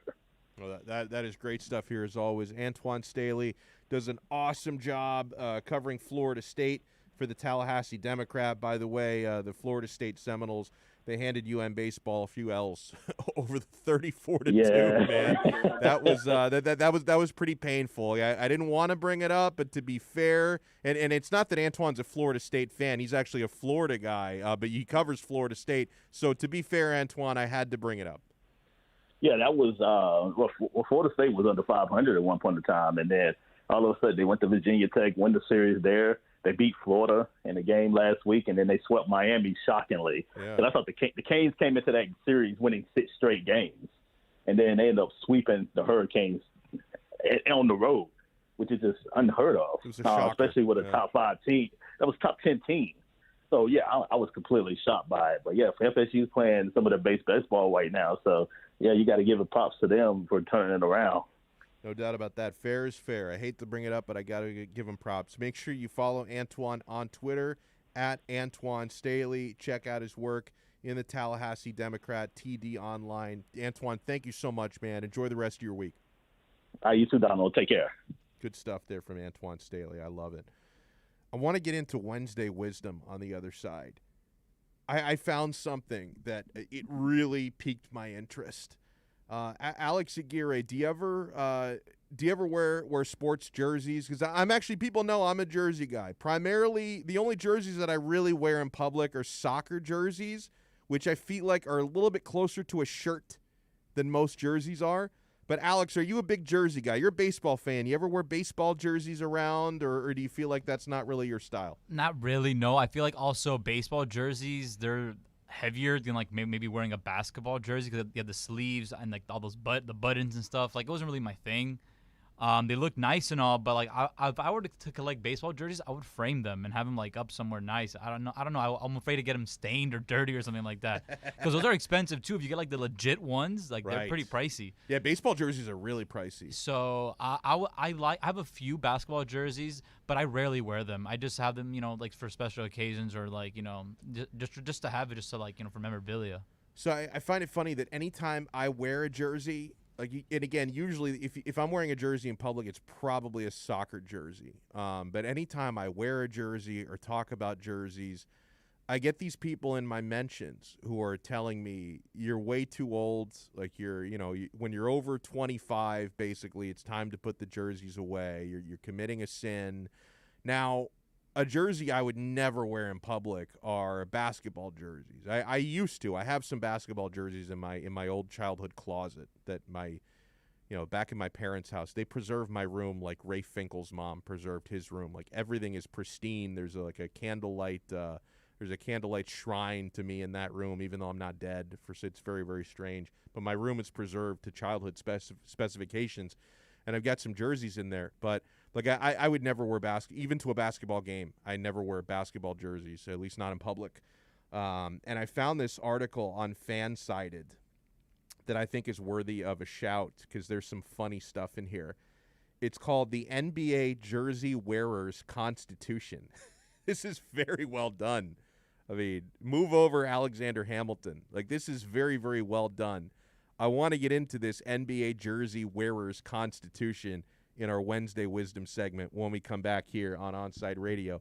Hey, Sundays, OnsideRadio.com continues to provide you the kind of sports talk South Florida fans desire. Every Sunday at 7 a.m., tune in to the Sunday Sports Drop with Jazz Santana. Catch Jazz every week as he takes your calls and discusses the biggest stories in sports. That's the Sunday Sports Drop, 7 to 9 a.m., exclusively at OnsideRadio.com. We'll be right back to the Man of the Match with Alex Donno. You can join us on the Onside Sports Line, 888-441-4623. That's 888-441-4623. You can connect with us at OnsideRadio.com by sending us a text at 844-416-8123. Save it on your cell phone, 844-416-8123. No better place to send your comments, ask questions, win prizes. OnsideRadio.com, the only choice for the South Florida sports fan. There are those who dedicate themselves to a sense of honor, to a life of courage, and a commitment to something greater than themselves. They have always defended this nation and each other. They still do. The few, the proud, the Marines. Inter Miami CF, your official furniture and mattress store, is here. City Furniture is your #1 home source for the trends you want at the prices you'll love, including exclusive City Furniture collections, the widest selection of styles, affordable home accents, mattresses starting at just $99 and more. Create the home of your dreams fast with next-day delivery, plus get 60 months special financing with no down payment. Because City Furniture is here to make it easy so everyone can live life like this, visit cityfurniture.com. Hey everybody, it's Good Greek Moving and Storage, and for over 2 decades, they've been entrusted to handle all of your moving and storage needs. And now, Good Greek is the official mover of Inter Miami CF. And if Inter Miami trusts the good Greek, you should too. For the best move ever, whether it's across town or across the country, go to GreekMoving.com. That's GreekMoving.com for Good Greek Moving and Storage, the official movers of your Inter Miami CF. Riddle me this. With all this sizzling meat and crunchy veggies nestled between toasty flatbread, who should get credit for Papa John's new papadilla? The person who invented pizza or the person who invented folding?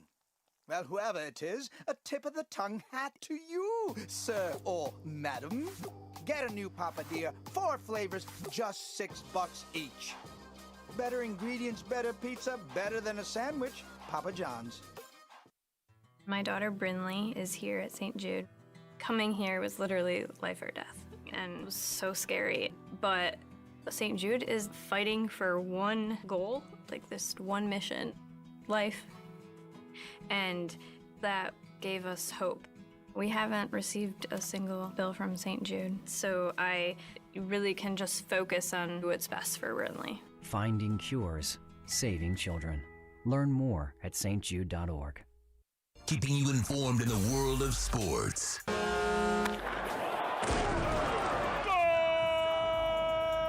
With an OnSideRadio.com sports update. Miami Heat struggles continue as they dropped their 4th straight game last night, 110-100 against the Phoenix Suns. The Heat are back to 500 after the loss, but can snap their streak tomorrow night as they take on the Portland Trailblazers. Tip-off is at 7:30 p.m. In the NFL, the Colts have re-signed wide receiver T.Y. Hilton to a 1-year, $10 million contract with $8 million guaranteed. The Miami Dolphins have made another offseason move and are bringing back linebacker Landon Roberts for his 2nd season with the team. Roberts started 11 games for Miami last season. With only 8 days until opening day for the Miami Marlins, fans will finally be able to watch games this season after Miami agreed to a new multi-year TV deal with Bally Sports Florida, which is the rebranding of Fox Sports Florida.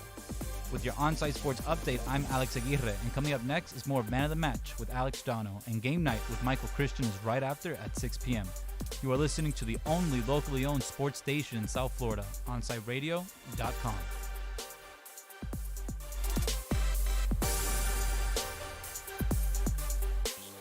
Onside Radio, the only choice for the South Florida sports fan. Welcome back to the Man of the Match with Alex Donno. You can reach out anytime on the Onside Sports Line, 888-441-4623. That's 888-441-4623.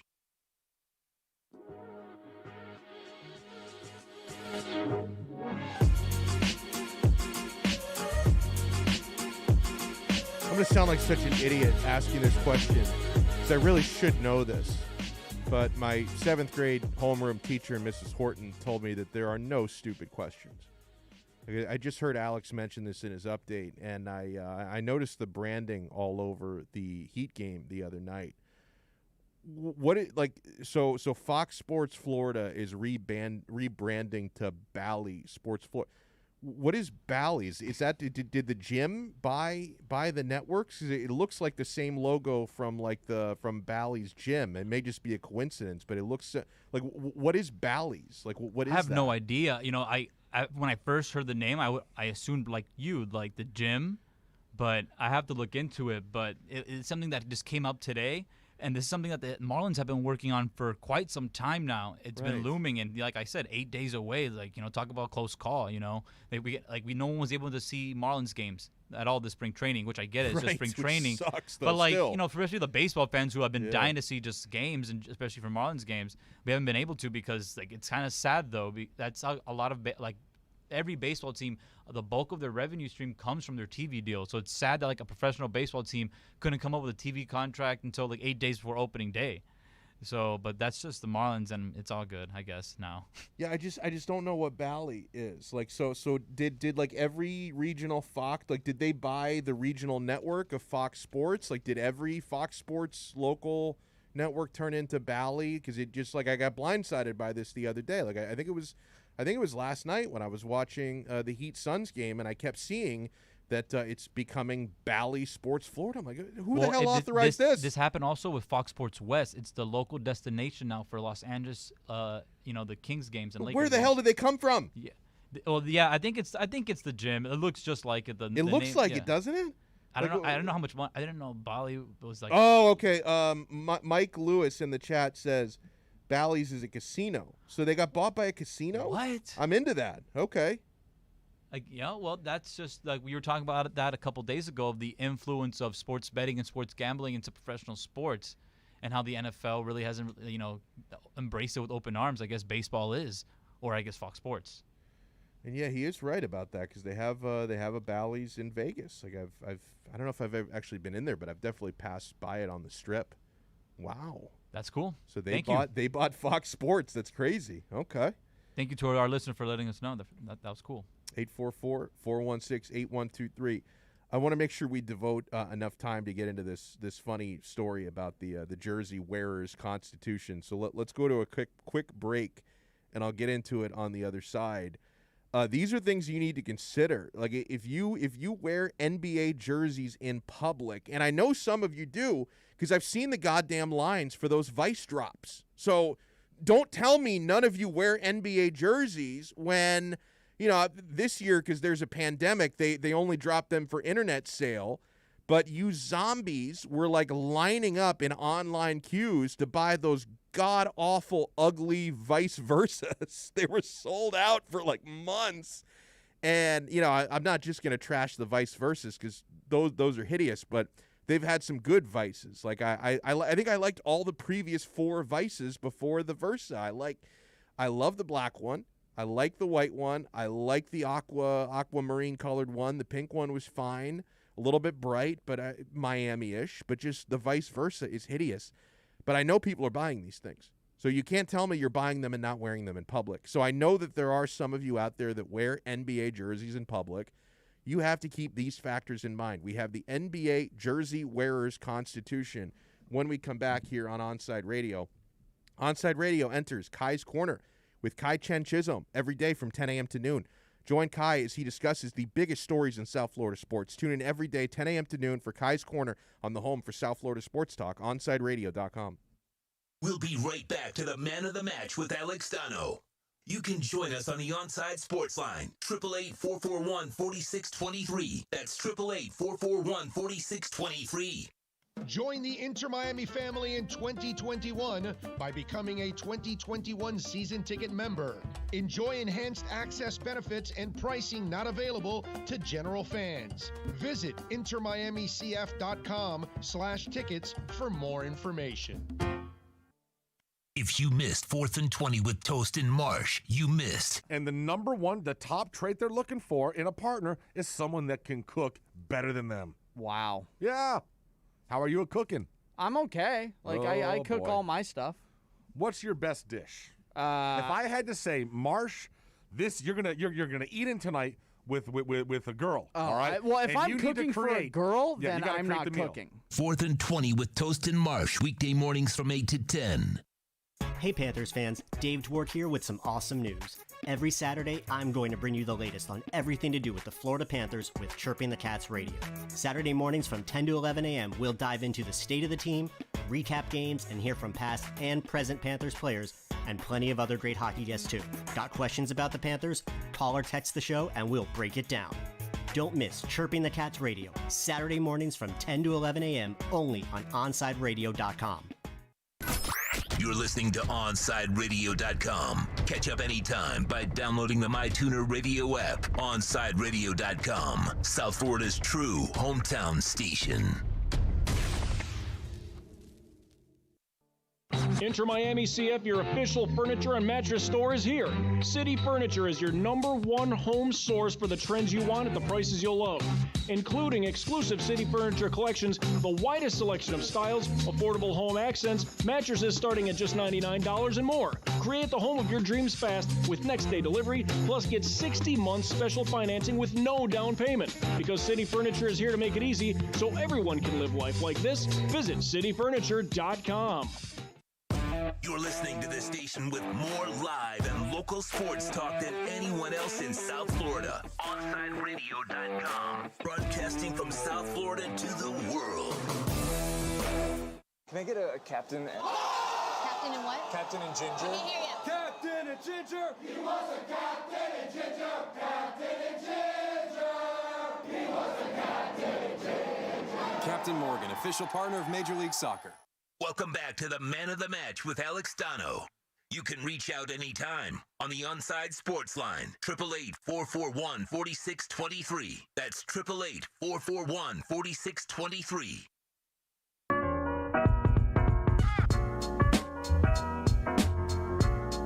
We got the skinny on Bally Sports, as Mike Lewis puts this in the YouTube chat.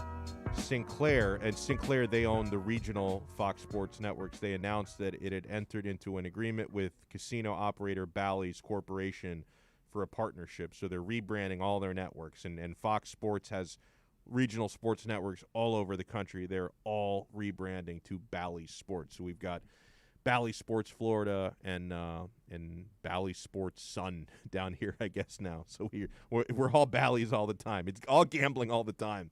God, I better win my bets today. Need another goal from Belgium when the second half gets underway. Come on, Belgium.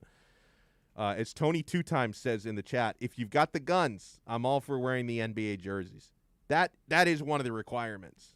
You can't be flabby wearing an NBA jersey around. And if you are flabby, I think wearing the T-shirt under the NBA jersey looks corny. Like, I don't know, man. I feel like you can only wear it if you have guns. But here are, this is pretty good from Fansided. The NBA Jersey Wearer's Constitution. Article number 1, the breaking of the social contract. It's not Halloween, they write. You aren't attending Comic-Con. Yet by wearing a jersey, you are voluntarily dressing up like another adult. In doing so, you are breaking the social contract. Basically, wearing a jersey is a little goofy, a tad funny, and frankly absurd. As a jersey wearer, that is something you must accept and wear like a badge of honor. You will not be taken seriously in a jersey, so please do not try and be serious in a jersey. Instead, enjoy it, have fun, and sport it with pride. That's actually a good shout, that no one is going to say, look at that very serious person over there when you're wearing a jersey. Like, you want to wear like a suit and tie if you want to be taken seriously. Article number 2, and this goes into what Tony Two Times was saying. Article number 2, the right to bear arms. Of course, the article is specifically for the basketball jersey, the only jersey that is naturally without sleeves.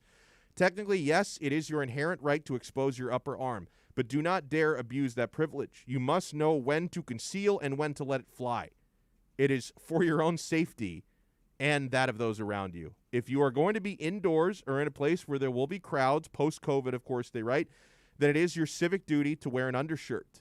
If you're outdoors, particularly in a wide open space, then you can exercise your freedom. As the great thinker René Descartes famously said, cogito ergo sum. Of course, that is Latin. In English, it translates to, if you're in the open air, then you may keep your arms bare. It's no mystery as to why it's still so influential a few centuries later. How about that? Article number 3. This, I think, is the most important one. Where and when. Because I would never say you can never wear an NBA jersey, but there is a time and a place. As much as we here in the Jersey Wearing Committee would like jerseys to be the skeleton key of clothing, a fit in any scenario, that's simply not the case. There are some settings where no other upper body garment will work better than the jersey, but others where your bravado will fall short. To give you an idea of what settings are appropriate for a jersey, I've grouped some common sites into green, yellow, and red zones. Green, of course, means go on and wear your jersey. Yellow means to exercise caution, and red means no jerseys unless the circumstances are extreme. So this is good. They have a chart here. When should I wear a jersey? Here's the green zone, where you're good to go no matter what. The green zone is the game or music festivals, and that's it. The yellow zone, where you use caution, work, traveling, or the sports bar. I'm not sure about a couple of those. The sports bar, yeah. In fact, I would honestly put the sports bar in the green zone, not the yellow zone. I mean, you think about this. If if the Miami Heat are in a playoff game and you're going like to Flanagan's or the Ale House or somewhere where they're showing the game specifically to watch it, I see no problem with wearing the jersey. Everyone knows why you're there. You're supporting the team. You're wearing your colors. You're showing pride.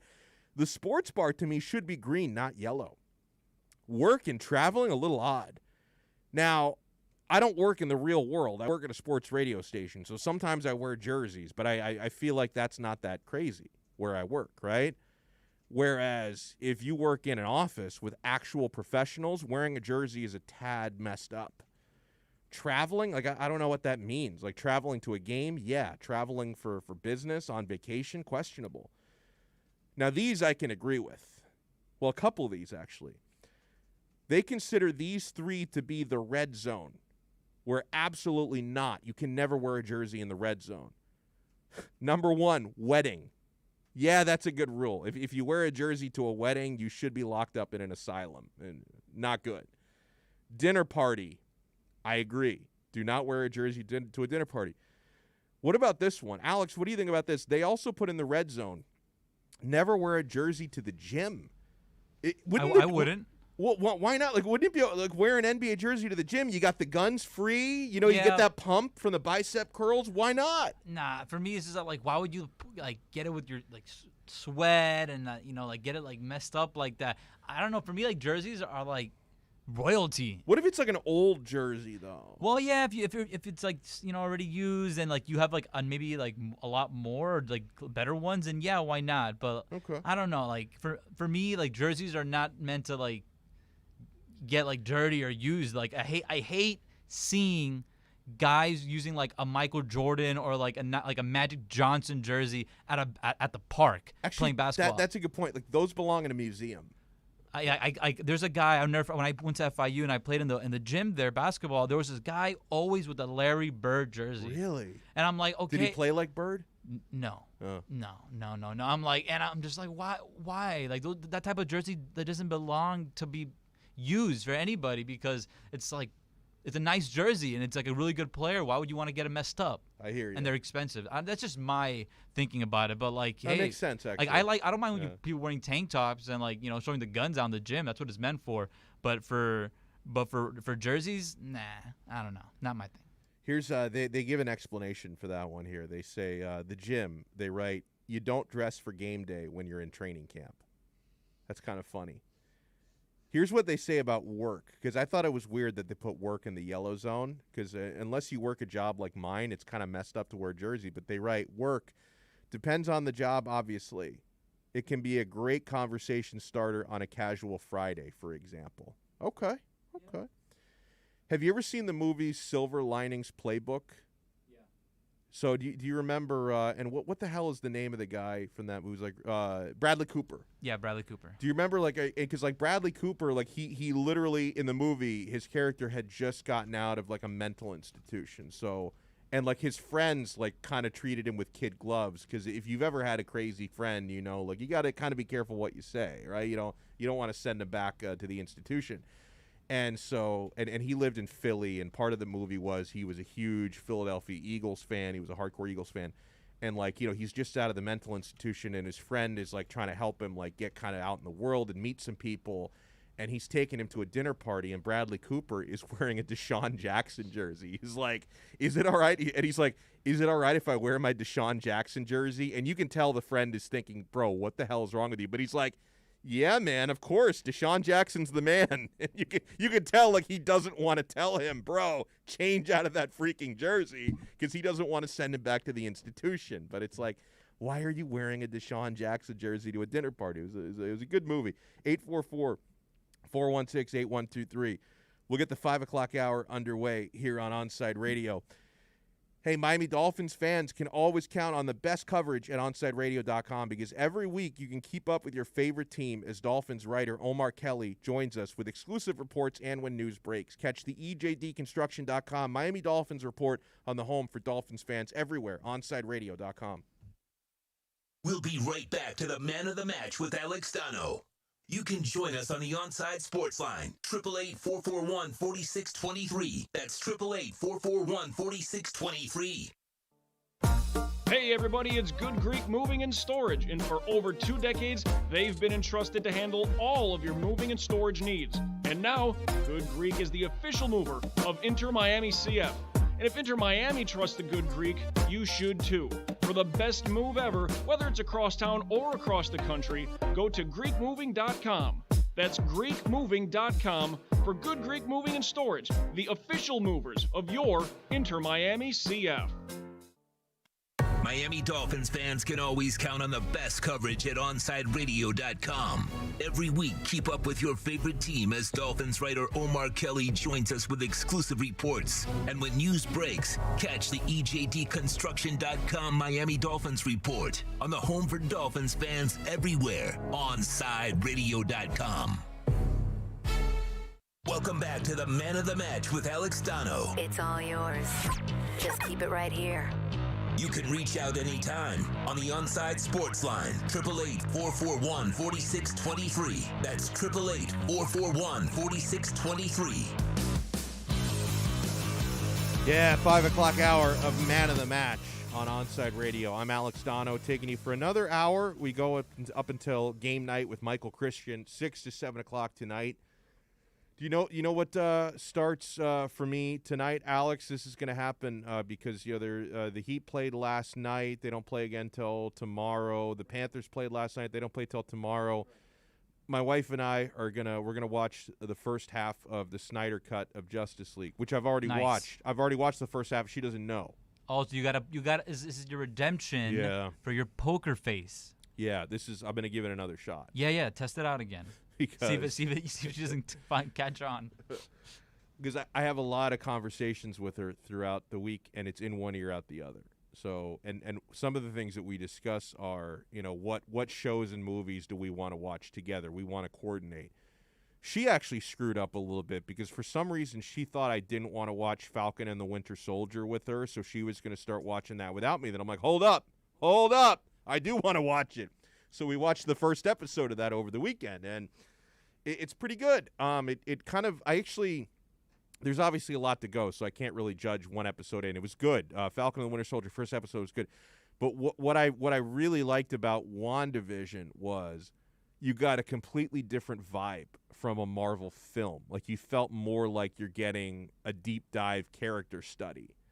Whereas Falcon and the Winter Soldier, so probably most people will like this better, it feels like a Marvel film that they've broken up into like a 6-episode series. We're only one episode in, so I can't speak for anything that comes after what premiered last week. But Falcon and Winter Soldier feels more like a Marvel movie broken up into a series, where WandaVision felt a little bit more like a deep dive character study TV series, which I kind of dig. Like, that's one of the things I love about TV is when you can really take a deep dive. And maybe you'll really get that from Falcon and Winter Soldier, because it's essentially going to be like a 5.5-hour long movie once it's all pieced together, because it's a 6-part series, and the first episode was like 49 minutes, so I imagine most of them are going to be probably a little bit under the hour mark. So you're definitely going to get a deeper dive than you would in a movie, but it has more of the Marvel movie type of feel than TV show. That was actually something I dug about WandaVision, was it just felt a little bit different, and I kind of respected that. Andres asks in the chat, any chance CR7 comes back to Real Madrid? I do think there's a chance. Where there's smoke, there's fire. The rumor has been out there for the last week and a half or so. Zinedine Zidane was asked about it, I think not this weekend, but maybe the weekend prior, and he didn't dismiss it. He's, of course, the manager of Real Madrid. And it makes sense. Like, it would make sense for all parties, right? Because Real Madrid have a midfield, Juventus don't, and that's a big reason why things are not working out great for him at Juventus. Because the team is just they're talented, but they're flawed because their midfield sucks. So he's not getting the kind of service he would expect to have, and he really can't press. So with the way that Juventus wants to play, he doesn't really fit in with that. Whereas Real Madrid have a world-class midfield.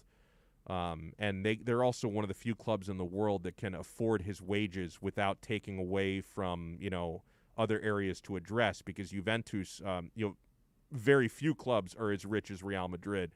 Juventus are certainly not. And so in paying Ronaldo 60 million euros gross per season, they're unable to spend on other positions as much as they like because they pay so much money for CR7, whereas Real Madrid could deal with that as they did in the past when he played there. They can deal with that better from a financial standpoint. And so I think it's good for them. It's good for Ronaldo, I think, to go back there.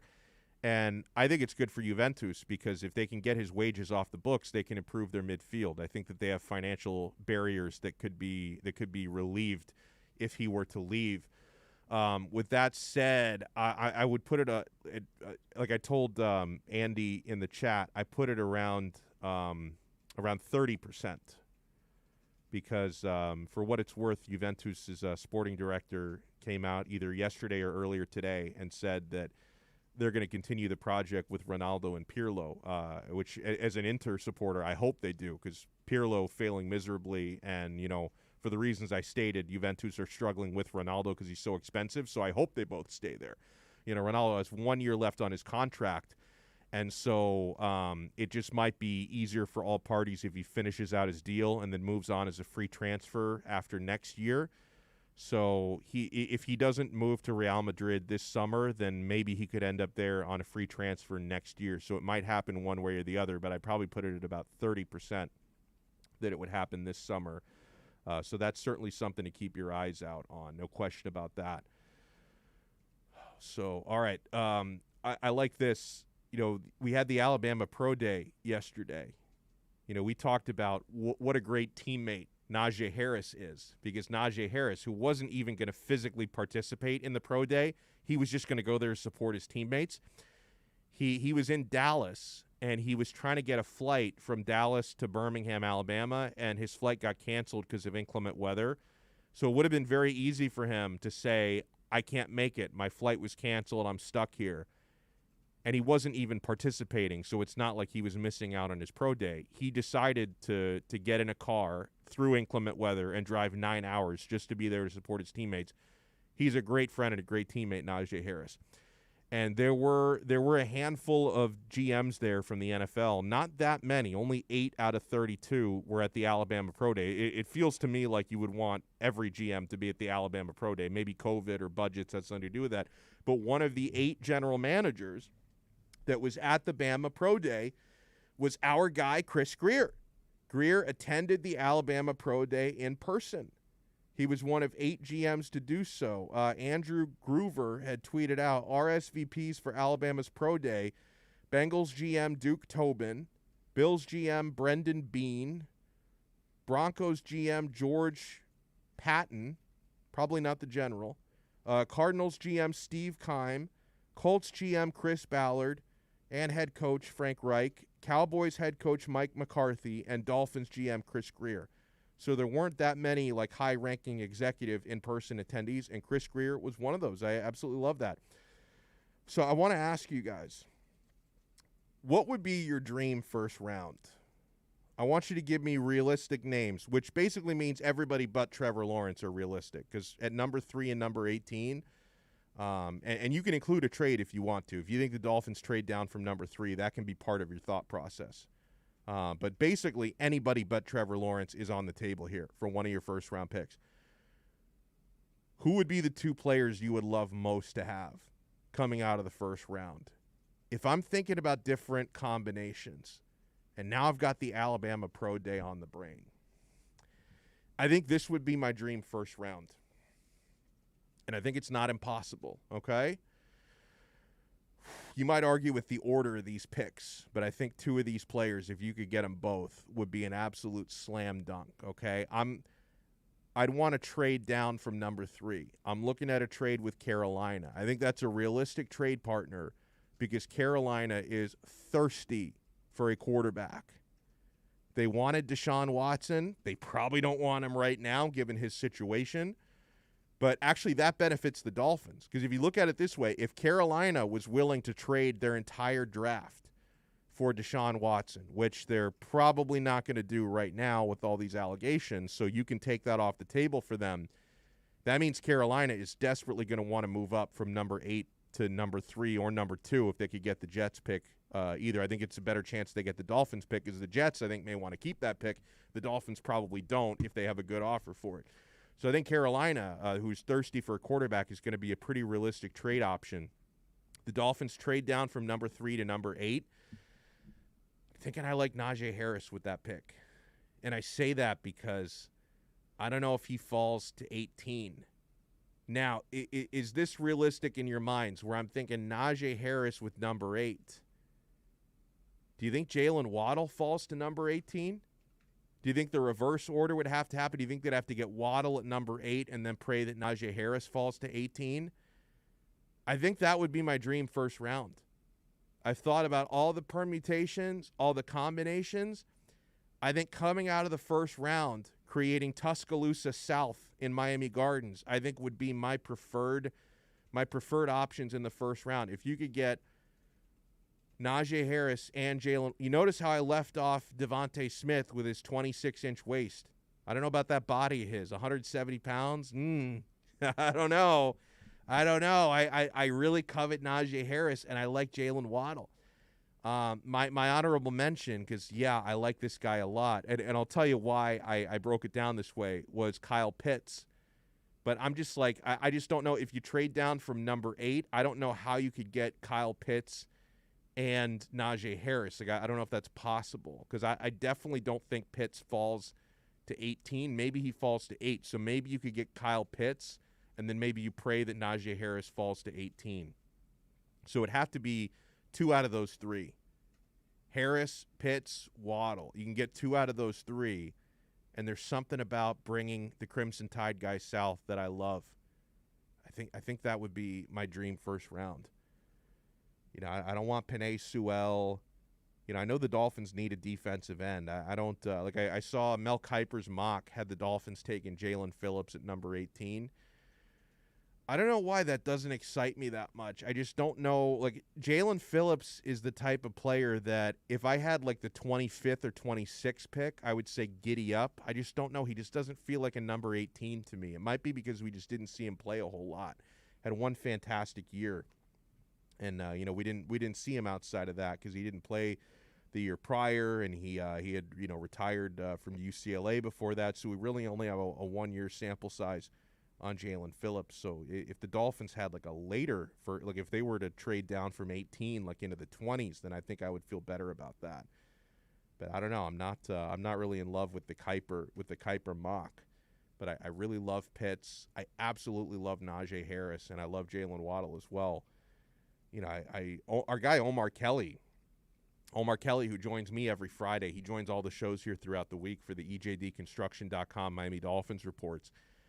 He has said that Najee Harris is a player he doesn't want the Dolphins to get out of the first round without drafting him. Like that is a must. Like, he loves Najee Harris, and I tend to agree with him. Texter writes in, this is what may occur. Dolphins will trade the 3rd pick to Carolina, who will then draft a quarterback whose development will leave Tua in the dust, and Dolphins fans will look back and wish they had kept the 3rd pick to take a quarterback to replace stinky Tua. That would be so Dolphins if it worked out that way. It would be. Like, wouldn't it be so Dolphins if they trade down from 3, Justin Fields goes number 3 to Carolina, and then Justin Fields end up being a stud and Tua's still struggling? I'm starting to feel like it's a curse. Don't you? Do you ever feel that way? And I don't mean this to disrespect Tua. I think Tua could still be really good. I'm not speaking on Tua. I'm speaking about the last 22 years since Marino, because there's been a curse on the quarterback position since Marino retired. How many times have we felt like we've gotten the answer? Yeah, the real ones remember when the Dolphins traded a 2nd-round pick for A.J. Feely. What was that, 03, 04? They trade the 2nd-round pick for A.J. Feely. Oh, this guy balled. He was Donovan McNabb's backup in Philly, and he got to play like half a season, and he looked fantastic. And, we've got to get A.J. Feely in here. That went over like a lead balloon. He was awful. He was terrible. A couple years later, they acquired Dante Culpepper, damaged goods Culpepper, the knee. Oh, my God. Chad Henne, bust. Chad Pennington was good for a season, but the guy was like 36 years old with a bad shoulder. It's just that was a Band-Aid. That wasn't a long-term answer. We knew that at the time. Ryan Tannehill, You know, every time there's been about five guys since Marino, 5 guys, burgers and fries since Marino that were supposed to be the long-term answer. You could even throw in a bum like John Beck, who they drafted in the 3rd round. When that kid got a chance to play, was a deer in the headlights, was not equipped to play in the NFL. 5 or 6 times the Dolphins, you thought maybe they found the long-term answer at quarterback, and it's just ended up falling completely flat. I hope it's different with Tua, and I think it could be different with Tua, but what the texter brought up is basically my life as a Dolphin fan since Marino retired. It's just been one failed experiment at quarterback after the next. You know, it looks to me like they're going to put Tua in every possible position to succeed. You've already gone out and gotten Will Fuller. I think you're going to draft a special player in the 1st round to play receiver. You could end up drafting a very special running back if you get Najee Harris in here. You're not going to have any excuses for Tua. I've got plenty of excuses for Tua last year. Excuse number 1, rehabbing, hip injury, didn't have a real offseason. Now, I know no quarterback had a real offseason last year, but Tua was at even more of a disadvantage with the hip and didn't have the right talent around him. Didn't have weapons, didn't have a running game. Dolphins are trying to address those things. We're going to know a lot more about where Tua stands after this coming season. Yes, Belgium, 3-1 over Wales. Oh, we're covering at the moment, my friends. I've got Belgium -1.5 today. Oh, my God, France. What the hell are you doing? So France and the Ukraine are now tied at 1. That's going to kill my parlay. So I've got an individual bet on Belgium -1.5 goals against Wales. They're covering right now. 74th minute, they're up 3-1. I thought France is supposed to have the best team in the world. How do you let the Ukraine back into this game? 1-1, France and Ukraine. So my 3-team parlay is Belgium, France against Ukraine, and France, they're worthless. I'm going to start calling them freedom fries again if France keep playing like crap today. And I've also got Russia over Malta, and Russia do have a 2-1 lead. So if the best team in the world, the best national team in the world, France, end up screwing up my parlay, I'm going to be very, very angry. Antoine Griezmann scored the goal for France, and good luck pronouncing the name of the guy who scored for the Ukraine. Sidorchuk. There's Y's and various consonants and vowels that do not belong together in a word. Sidorchuk scored the game-tying goal at the 57th minute. France, you got to help me out here. You got to help me out, my friends. 844-416-8123 is the number. That's how you reach us. That's 844-416-8123. And again, I can't nitpick the Panthers' loss that much because they lost Barkov before the game. I got a few things to say about the Miami Hurricanes. Miami Dolphins re-signed Mac Hollins. And Landon Roberts also. Landon Roberts is back, which I actually low-key, I think that's a pretty good move. But I want to get into a Miami Hurricanes-related topic today, something that Rhett Lashley said about the running back position that piqued my interest a little bit. We'll get to that and more. Plus, I want to get into the NHL referee that was banned and why and what this means for the sport. That and more when we come back here on Onside Radio. Hey, Saturday mornings at 9 a.m., Sean Stanley hosts Squared Circle Digest. Now wrestling fans have a place to call home as Sean covers the very colorful world of wrestling. Tune in every Saturday from 9 to 10 a.m. on the home for sports fans worldwide, OnsideRadio.com. We'll be right back to the Man of the Match with Alex Donno. You can join us on the Onside Sports Line, 888-441-4623. That's 888-441-4623. Enter Miami CF, your official furniture and mattress store, is here. City Furniture is your #1 home source for the trends you want at the prices you'll love, including exclusive City Furniture collections, the widest selection of styles, affordable home accents, mattresses starting at just $99 and more. Create the home of your dreams fast with next-day delivery, plus get 60 months special financing with no down payment. Because City Furniture is here to make it easy so everyone can live life like this, visit cityfurniture.com. I'm Ryan Seacrest. First responders are people who stand for a greater purpose. They will be there for you when nobody else is, to help you, your family, your community. This is their selfless promise. This is their sworn duty, to protect, to serve, to help. They put themselves in harm's way for us. They come to the rescue at times when we need them most. First responders are making enormous personal sacrifices to keep showing up for us and fighting the good fight. Nearly 70% of all firefighters are volunteers. That means when they get injured or quarantined, they may not have a way to pay their rent or keep their family safe and fed. No matter who you are or where you live, when you call 911 and ask for help, first responders show up. Now, let's show up for the people who show up for us every day and every night. Go to firstrcf.org and make a difference today. You're listening to the station with more live and local sports talk than anyone else in South Florida. OnSideRadio.com. Broadcasting from South Florida to the world.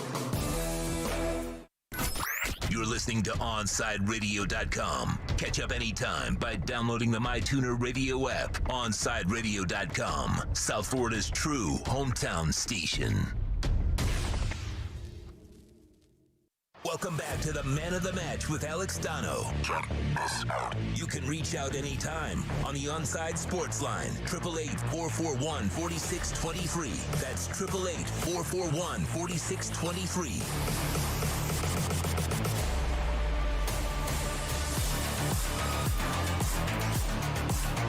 You may be surprised to hear me say this, but I actually feel bad for Tim Peel.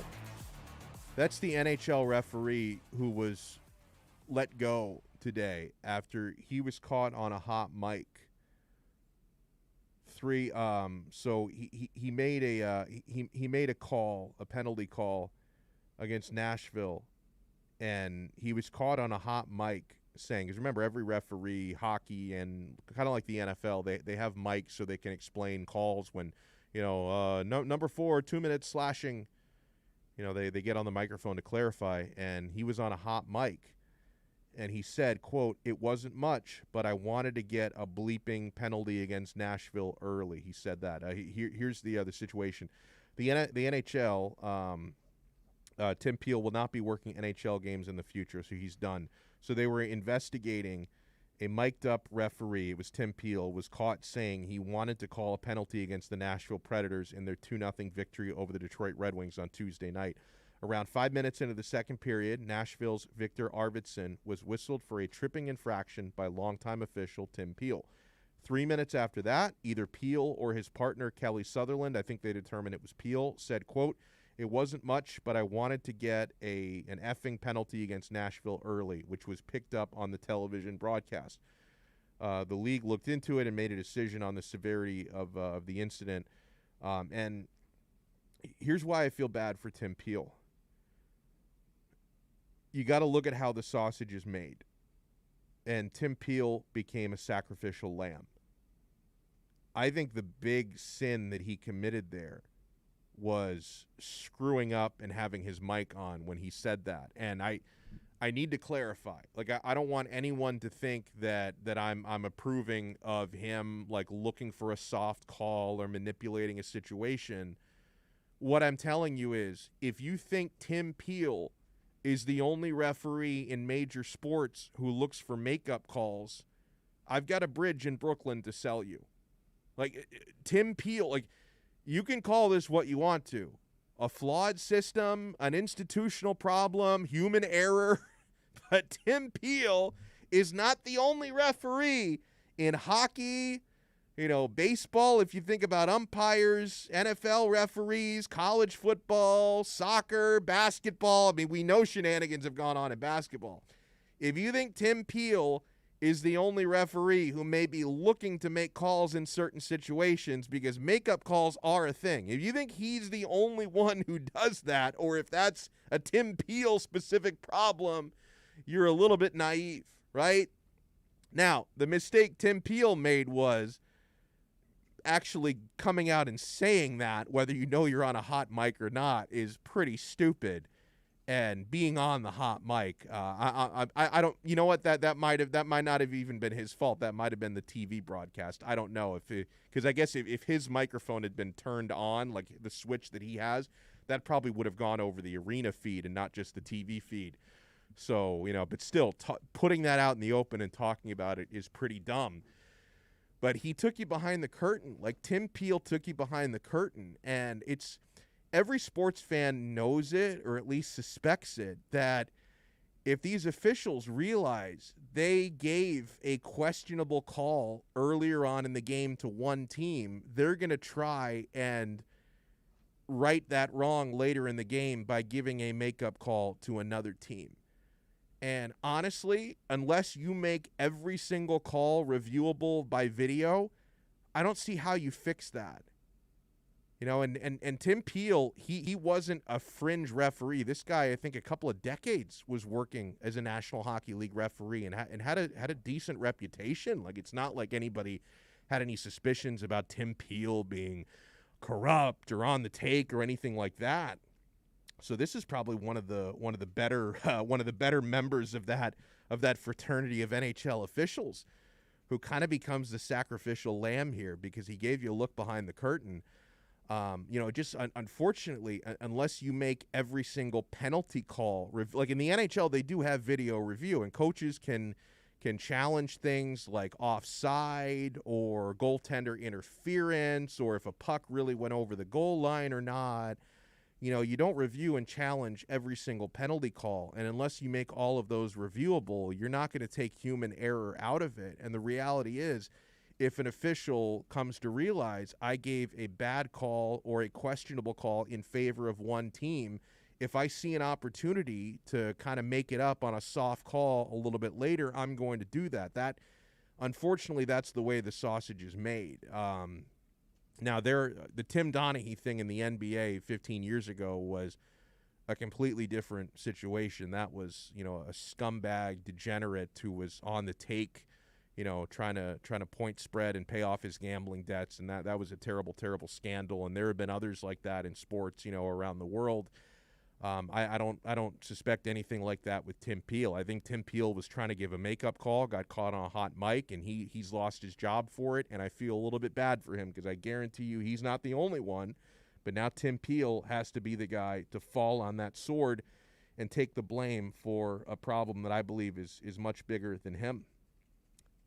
Andres writes, ACC football refs are the worst. My God, can I just get one holding call?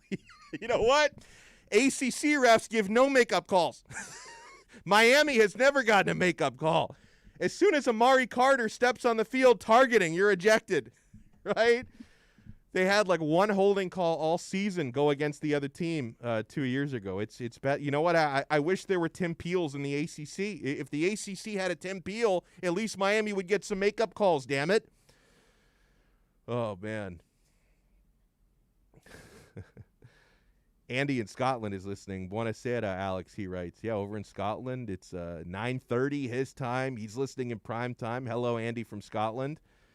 What do I have?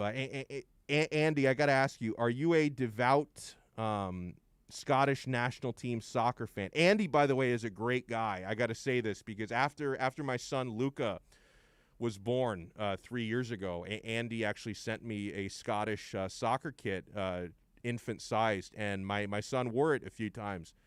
He's outgrown it, so he's this was back when he was like 1.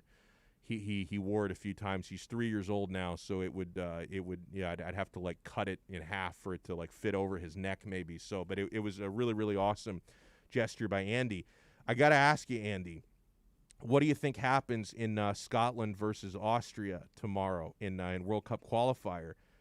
Because he follows the rugby team also. Because I was thinking of because I'm looking at all the game spreads, on these European qualifiers, and I saw Austria play Scotland tomorrow. So I would love if you feel like Scotland can pull off the victory, let me know, and I'll bet on the game. Or if you want to be honest and you think Austria's guy, I think Austria may be a half-goal favorite. Like it's a really, really close spread.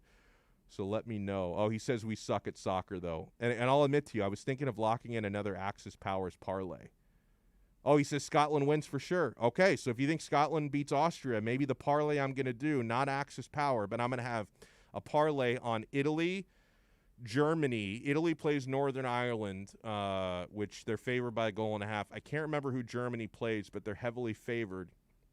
And then I was looking at the Austria-Scotland game, so maybe the third end of my parlay becomes Scotland. So maybe I go Scotland, Italy, Germany on the parlay, and we shall see what happens. Still 1-1 between France and Ukraine. You know, I realize why France probably does not give a shit about this game. It's a World Cup qualifier, and they won the last tournament, so they don't really even have to win the I was really stupid to lock them in on this parlay. So I've got France, Russia, and Belgium all have to win for me to win my parlay. I do have a separate bet also on Belgium. They've got to win by at least 2 goals. And the last I checked, they're still up 3-1 against Wales. So Belgium is doing their part. I need France to score, and Russia is still winning. So if France looks like the only team that might screw up my 3-team parlay. If we lose that one, we'll make it up tomorrow. And Andy assures me that Scotland is going to win tomorrow. I love it. I love it. We'll have Scotland, Germany, Italy on the 3-team parlay tomorrow. It's going to be fantastic. It's going to be so good. Some Miami Hurricane stuff. Rhett Lashley, the offensive coordinator, says that he wants to have a bell cow running back in 2021, which basically means he wants to have a clear starter and a guy getting the majority of the carries. The running back room is super deep. There's going to be some kind of a committee. Like, you're not going to have one guy getting 30 carries, no. But, you got Thad Franklin and Cody Brown coming in. You've already got the Rooster, Jalen Knighton, Don Chaney, Cameron Harris, and the 3 of them are going to get the majority of the reps, I'm sure. If I'm going to pick one of those 3 that's most likely to be a quote-unquote bell cow this year, Chaney. He's the most complete back. 4.7 yards per carry last year, 3 touchdowns. He was the strongest by the time the season ended. Obviously, Cameron Harris is he's the senior, he's the experienced guy, and Jalen Knighton got a little bit more burn early before Chaney really became a big-time contributor. So Jalen really, and he's good. He's a real speedster. He flashed early on, and then Chaney flashed a little bit later. I just think Chaney has the most tools. So it wouldn't surprise me if Cameron Harris starts the year as the number 1 back, the starter. And then I think probably by game 2, game 3, Chaney is going to be the starting back and the guy who gets the bulk of those carries. I think that's going to end up being the bell cow role, could end up being his, because Cameron Harris, to me, he had a big slump in the middle of the year, and you kind of worried about his mentality, and it seemed like he was at odds with his coaches. I just don't know about him sometimes off the field, on the field, between the ears. But Don Chaney, I think, has all the tools to be absolutely elite. So if I'm looking at if Rhett Lashley is looking for a bell cow, I think Don Chaney is going to end up being that guy. I'm not even sure if Miami needs a bell cow running back, though, because they're going to end up, I think, being able to go 4 deep with that rotation, because I think at least one of those true freshmen will be able to contribute this year. So I think that's the deepest position on the team. I think there's some depth underrated depth at safety. I think there's more depth at tight end than people realize, even losing Brevin Jordan. The wide receiver depth got a lot better. I'm kind of excited about the wide receiver position. Charleston Rambo coming in. I think Mike Harley, who's back for another year, is going to end up having a good year. So there's a lot I'm excited about Hurricanes football. And you guys know my rule. No Manny Diaz slander is allowed for the rest of the offseason. No Diaz slander. Come September, if the Canes are losing games and things go south, we will reevaluate the rule. But the rule between now and at least September 4th, which is when they open the season against Bama, no Manny Diaz slander allowed. It's been 3 years since Miami had a televised spring game. The last televised spring game Miami had was 2018. 2019, they didn't do a conventional spring game. They had like a double secret probation scrimmage at a high school somewhere and didn't televise it. And then 2020, last year, their spring game, like everybody else, got canceled due to COVID. So they haven't actually had a conventional televised spring game since 2018.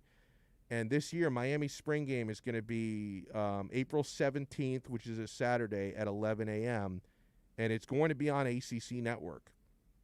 That's a decent-sized platform. Is that still not available on Xfinity? Do you have that? Alex, I've always gotten ACC Network because I have DirecTV, and they never had a carriage dispute with them. Are the people, because it's been like, what, 2 years now of ACC Network? Are they still not available on Xfinity? I don't think so because I have Xfinity. Wow. Oh, my God. Work it out already, guys. It's terrible. I always feel so bad. Like, and you know what's funny?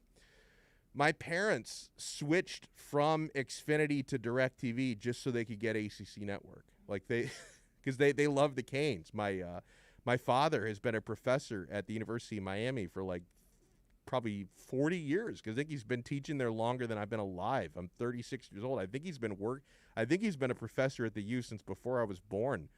And my mother worked there as an academic advisor for like 25 years. She recently retired. You know, they sent her on her way with a gold watch and all that.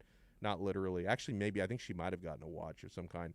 But they love Canes football, and they were so frustrated because they had Xfinity and they couldn't watch like half the games that were on ACC Network. They couldn't watch, and they got so frustrated that they ended up switching just so they could get ACC Network. And then the funny thing about that was, Alex, they switched from Xfinity to DirecTV just for ACC Network, and now they hate DirecTV because they don't have the voice command remote.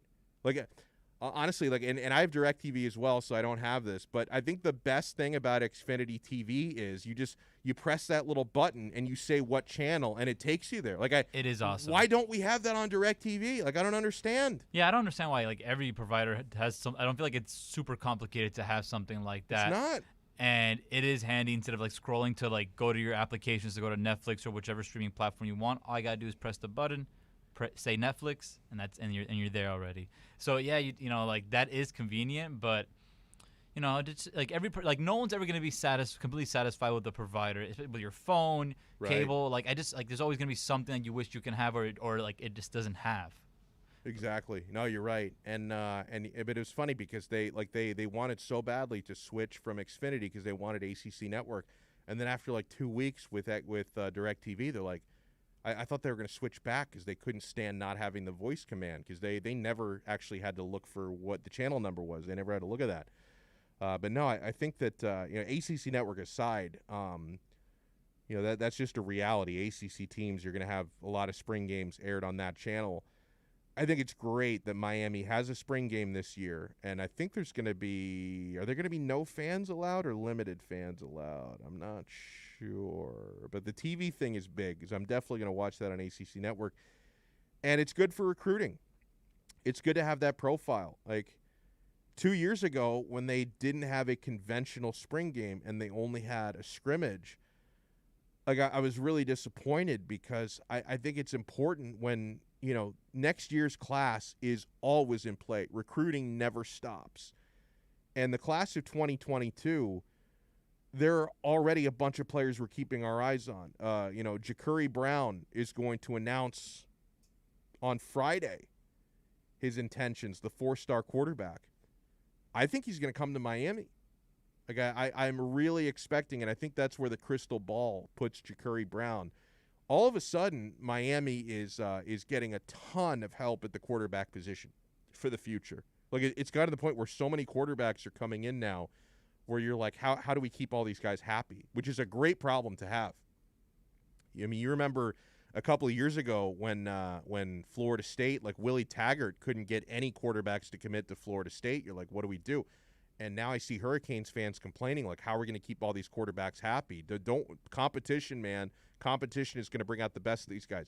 I see Tyler Van Dyke playing his ass off in spring practice because he's probably hearing all the Jake Garcia hype, and he's saying, don't forget about me. Like, don't overlook me now and think Garcia is automatically going to come in here and just be the man. Don't forget why I was recruited here. So 4-star quarterback Ja'Curry Brown is announcing his, you know, non-binding verbal commit on Friday. Miami's the favorite to land him, and so there are other recruits in play. I encourage you guys to check out the interview that I had. It's available on our podcast with Gabby Urrutia from Inside the U. He joined me on Monday, so you can find that at onsideradio.com or Apple Podcasts, Spotify, wherever you download your pods, because he talked about some of these recruiting situations here that Miami is trying to land some of these kids for the class of 2022. If you want to text us, 844-416-8123. That's 844-416-8123 here on Onside Radio. Remember, in about 20 minutes, we are going to hand it off to our good pal Michael Christian, who hosts Game Night tonight and each and every evening, 6 to 7 p.m. He does a great job following me. He's always got good perspective on the gaming world. So a couple other things I want to get into before we wrap it up. I still want to get into the Landon Roberts re-signing with the Dolphins and why I like it. And ESPN, they broke down the free agency buzz on the Miami Dolphins and how they feel the Dolphins have done so far. So we'll give you their thoughts on it when we return. Hey, every Saturday at 11 a.m., soccer fans can connect with Austin Robillard and Red Card Radio. From the Premiership to the MLS, catch up with your favorite team, including our very own Inter Miami CF. Listen to Red Card Radio every Saturday from 11 to 1 p.m. with Austin Robillard, exclusively at OnSideRadio.com. The man of the match with South Florida's own Alex Donno. Weekdays 1 to 5 p.m. on the home for Inter Miami football. OnSideRadio.com. This is the story of a very special woman.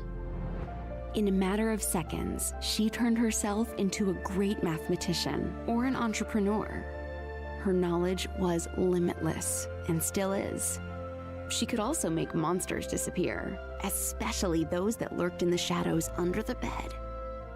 Once, this woman put back together a teenage girl's broken heart, which had been shattered in 1,000 pieces, just by giving her a bear hug. She masqueraded as a regular person at work, but as a superhero at home. Everyone knows her as Gabriella. I still call her Mom. Your hero needs you now, and AARP is here to help. Find the care guides you need to help, complete with tips and resources at aarp.org/caregiving. A public service announcement brought to you by AARP and the Ad Council. Hey, hon, what you doing with your phone? Taking pictures? No, I'm asking it questions. Like what? Hey, Bobo, do flowers have best friends? I'm sorry. I'm afraid I don't know that. Hey, follow me. I want to show you something.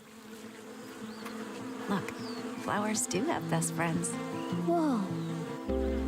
Some answers can only be found in nature. Discover the unsearchable. Visit discovertheforest.org to find a trail near you. Brought to you by the United States Forest Service and the Ad Council.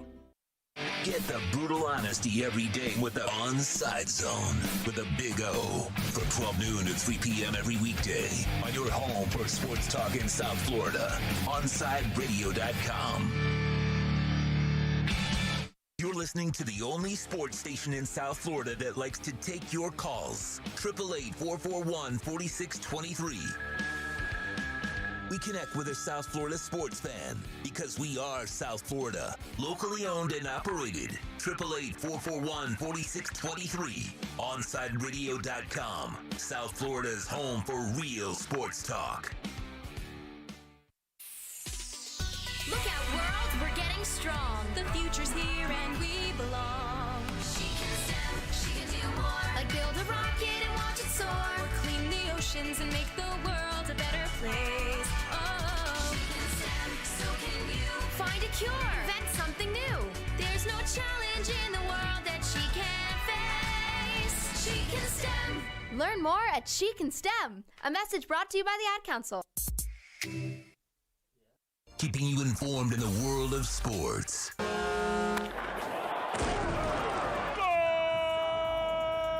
With an OnSideRadio.com sports update. Miami Heat struggles continue as they dropped their fourth straight game last night, 110-100 against the Phoenix Suns. The Heat are back to 500 after the loss, but can snap their streak tomorrow night as they take on the Portland Trailblazers. Tip-off is at 7:30 p.m. The Florida Panthers also lost last night in their matchup against the Chicago Blackhawks, 3-2. The loss has the Cats third in the Central Division, 1 point behind Carolina for second place and 6 points behind Tampa for the division lead. The Panthers are back on the ice to play the Blackhawks again tomorrow night. Puck drops at 8 p.m.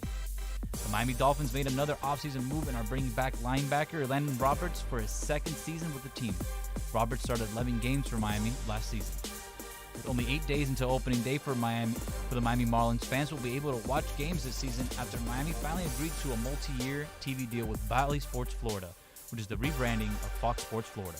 Also in the MLB, the Astros have signed pitcher Lance McCullers to a 5-year, $85 million deal. With your On-Site Sports update, I'm Alex Aguirre, and coming up next is more of Man of the Match with Alex Donno, and Game Night with Michael Christian is right after at 6 p.m.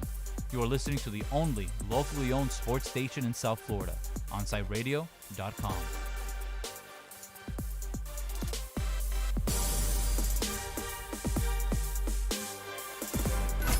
You're listening to OnSideRadio.com. Catch up anytime by downloading the MyTuner Radio app. OnSideRadio.com, South Florida's true hometown station. Welcome back to the Man of the Match with Alex Donno. You can reach out anytime on the Onside Sports Line, 888-441-4623. That's 888-441-4623.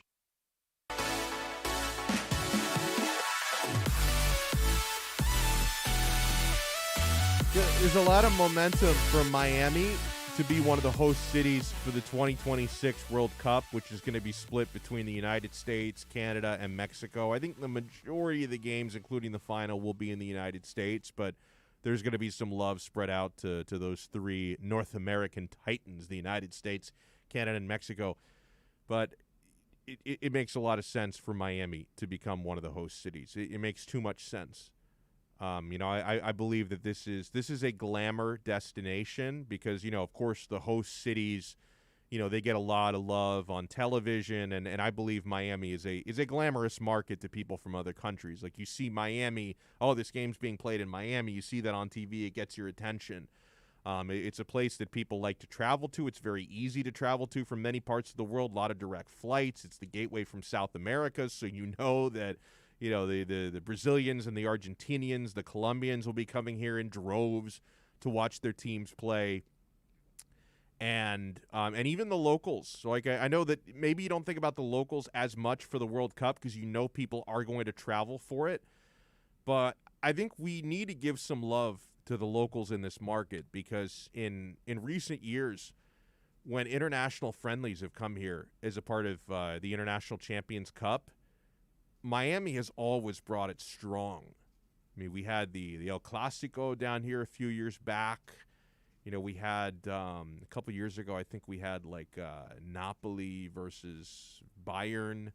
I think we had down here, and there was a really, really nice turnout for that. So, I know people always love to trash South Florida sports fans. Oh, they don't show up to anything. They don't care. Do not underestimate the soccer fan. Do not underestimate the soccer fan in this market. It's hard for people to agree on teams because we have people from so many parts of the world. But then you come to realize that when you bring games here, you're going to have the very large Brazilian population, Colombian. I know a lot of great Argentinians. I know so many Latin Americans who are going to come here to not only support their teams, but to support big World Cup games. I really think that this market would bring it strong, and it seems like a natural fit to me for Miami to become one of the markets here, one of the host cities for the World Cup 2026. It's going to be here before we know it. Like a couple of years ago when they were talking about bidding for this World Cup, it seemed like 2026, that's never going to be here. That's forever. I mean, we're 5 years out now. You just think about how quickly the last year has gone by. Because we've had a lot of anniversaries over the past year. A couple weeks ago, we had the anniversary of the NBA shutting down and March Madness being canceled and the NHL and Major League Soccer getting suspended. That was when the pandemic really started to feel real. The anniversary of Tiger King coming out happened recently. And then when you start to see those headlines and realize that was a year ago, where did the time go? It's like time has moved at a different speed over the past year since COVID started. 2021 World Cup is going to be here before we even know it, my friends. Real quick, and on the other side, we're going to bring in Michael Christian for Crosstalk.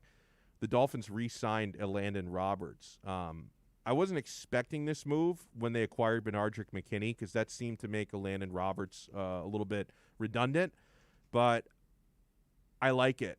He's a proven run stuffer, and I don't see anything wrong with having depth at inside linebacker. because they've got a really strong rotation now. McKinney, who they just required, Landon Roberts is back, Jerome Baker, Sam McGuavin, Calvin Munson. They still need to address defensive end and outside linebacker, like edge rusher, I should say, because with the system that they run. So the Dolphins still need to address the outside, but I don't see anything wrong with having a good rotation of inside backers with run stuffers. So I have no issue with a Landon Roberts being re-signed. And, of course, he knows Brian Flores well because they had time together in New England. I wonder if Roberts would slander Brian Flores the way that Kyle Van Noy tried to do with his no comment. He's a dick, this Kyle Van Noy. I'm glad he's gone. Good riddance. All right, we're going to bring in Michael Christian for a little crossover when we come back. Hey, start your morning every day, 8 a.m. to 10 a.m. with 4th and 20 with Toast and Marsh. The boys cover all the local sports stories while providing some great Miami Hurricanes insight. So download, subscribe, rate, and review the podcast. 4th and 20, 8 to 10 a.m. only at OnSideRadio.com. The man of the match with South Florida's own Alex Donno. Weekdays 1 to 5 p.m. on the home for Inter Miami football. OnSideRadio.com. Look out, world, we're getting strong. The future's here and we belong. She can STEM, she can do more. Like build a rocket and watch it soar. Or clean the oceans and make the world a better place. Oh, she can STEM, so can you. Find a cure, invent something new. There's no challenge in the world that she can't face. She can STEM. Learn more at She Can STEM. A message brought to you by the Ad Council. Ashiro's work is never done. You care for the house, the kids, and our future. We're so grateful for all you do. Now it's time to care for yourself and save a little more for retirement. A free 3-minute online chat can give you the personalized tips you need to boost your retirement savings now. Visit aceyourretirement.org today. A public service announcement brought to you by AARP and the Ad Council. Parents, we know we can't protect our kids from everything. Eventually, they're going to bump their heads or scrape their knees. But we can protect them from 6 types of cancer. HPV, or human papillomavirus, is a common, preventable virus that can cause cancer later in life. The HPV vaccine prevents human papillomavirus and all the cancers it can cause. The American Cancer Society recommends getting your sons and daughters the HPV vaccine starting at age 9 to protect them later in life. Join the Inter Miami family in 2021 by becoming a 2021 season ticket member. Enjoy enhanced access benefits and pricing not available to general fans. Visit intermiamicf.com/tickets for more information. You're listening to OnSideRadio.com. Catch up anytime by downloading the MyTuner Radio app. OnSideRadio.com, South Florida's true hometown station. You're listening to this station with more live and local sports talk than anyone else in South Florida. OnSideRadio.com, broadcasting from South Florida to the world. Welcome back to the Man of the Match with Alex Donno. You can reach out anytime on the Onside Sports Line, 888-441-4623. That's 888-441-4623.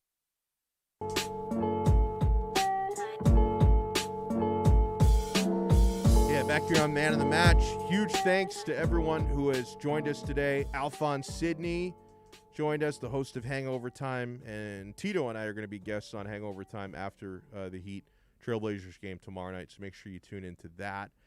And who Antoine Staley, I was going to say, who else joined us? How could I forget the great Antoine Staley joined us as well. Huge thanks to Alex and Tito for doing great hard work here. Michael Christian, who hosts Game Night, is on with us now. So, Michael, I explained the last couple of days a little situation that I have. So I watched over the weekend. I got through the first half of the Snyder Cut, and then I realized my wife was expecting me to wait till she could watch it with me.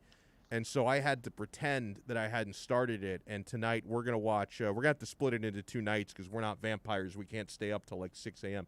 So tonight we're going to watch the first half together, and she doesn't know I've seen it already. And then we're going to watch the second half tomorrow. So my poker face is going to need to be strong tonight. Have you watched or started the Snyder Cut yet? Because I got to tell you, the first half of it, I was digging it. I think the first thing I'm going to say is thoughts and prayers, just because I watched the movie and I didn't think it was that great. Really? I thought it was mediocre. It was an improvement. Yeah. But no it was question. mediocre. And so if I had to watch that first half again with all the extra detail they threw in there for literally no reason, I'd lose my mind. Like 100%. They did throw in a lot. I mean, still though, it's like, and it might be because, and we talked about this a little bit last week. The first version of it set the bar so low that it's like, relatively speaking, it was really hard to disappoint. But and it's not going to be great watching the first half of it for a second time. But I didn't hate it. Like, I actually kind of liked it. I thought that there was some good stuff in there. So that's interesting to hear. And I haven't seen anything beyond. Like, I think the last thing I saw, and I apologize for the spoilers to anyone, was right when they were digging up Superman. I think that was when I like right when they were in the graveyard. I think that's when I stopped it, and then I realized in a conversation I was having with my wife that she was expecting we were going to start it together. So I have not watched anything since then. So I mean, that's that a good was shout. That was one of those things they did a little bit better though, like bringing back Superman and kind of weighing it as like, should we bring him back? Is this ethical? But we need to save the world. That was something this movie did much better, and one of the things that I really liked about it. Yeah. Okay. Fair enough. What are your thoughts on Lowry? Do you think this is going to happen by tomorrow, or are we setting ourselves up for disappointment? I don't know if Lowry specifically is going to happen. So that was our roundtable talk yesterday, whether Lowry, the Heat desperately needed him or not. To me, it's not so much a desperation for Lowry specifically. It's just a desperation for a move. The team looks all out of sorts. I mean, you saw that game last night against the Suns. Yep. They didn't look at all like they wanted to be out there on the floor for really long stretches. So they just need a move. They need a change. Something has to happen to inject some new life into this team, because without a trade, 305 comes around and the Heat haven't made a move, you're going to be really worried about this team moving forward. What do you plan for game night tonight? We're going to talk some Miami Heat basketball. That game last night, we have to dive into it. As much Heat talk as I had yesterday, I mean, you can't let a performance like that just go away and not talk about it. I'm also going to go over, a much too early Dolphins depth chart with all the new moves and everything that has happened. And then it's a Weeb Wednesday, and there's one specific show that was really slated to be very popular. And with its second season that is coming out now, it's just completely plummeted to the abyss. Really? And it's just not doing anything right. So gonna talk about that show. That show is Promised Neverland, if you haven't heard of it. I would suggest the first season. I don't think I could ever suggest the second season. Now, if I were to watch the first season, is there like a cliffhanger? Is it going to be like, okay, it's stand alone? Can I just enjoy the first season and never look back? Or is it going to leave me in a spot where I kind of have to watch the second one? I think you could leave it at the end of the first season. It is going to leave it at kind of a cliffhanger. The difference is, and I'll go into it more on my show if you ever want to watch it, because I know you've watched a couple animes, it just takes this whole manga that has all these chapters and is pretty dense and has a lot of story, and it literally condensed it. It was basically like if you took the Marvel movies and you did all the movies up until Avengers 1, and then all the movies that came after Avengers 1 all the way to Endgame, you truncated those into like 3 films. That's basically what this show did, and it's very weird. Wow. Well, have a good show tonight, Michael. Appreciate it, man. Good luck watching the Snyder Cut again. Thanks, man. And yeah, I'm going to be just excited once I can get to the second half of it, because watching the first half for the second time is going to be a little bit weird. Hey, weeknights 6 to 7, he's coming up here. Catch Game Night with Michael Christian. Listen to the show that provides the smorgasbord that gamers love and sports fans desire. From breaking sports news to the latest in gaming culture, catch Game Night with Michael Christian from 6 to 7 exclusively on OnSideRadio.com. OnSideRadio.com knows gamers need a home. Can you dig it? That's why for the next 60 seconds, Can you count, suckers? here's your On-Side Radio E-Report with Michael Christian. According to Bloomberg, Microsoft is currently taking part in negotiations to acquire Discord, the gamer's chat app, for $10 billion. Discord is a free voice, video, and text chat app that's used by tens of millions of people ages 13 plus to talk and hang out with their communities and friends. Its primary use is for gamers to be connected with their friends while playing things like Fortnite, Minecraft, and Warzone, but is also a great way for fans of a specific community to interact and talk to one another. As someone who frequently uses Discord, I sincerely hope that Microsoft just builds on what Discord is already doing, as opposed to trying to turn it for a profit and start charging all of us users who enjoy using the now free app. Stay in touch in the world of gaming with the On-Side Radio E-Report. Now streaming online. Onside Radio, the only choice for the South Florida sports fan. Welcome to OnsideRadio.com. Broadcasting from South Florida to the world. No station in South Florida provides more live and local sports talk. This is like rock and roll with no music. Follow us on social media at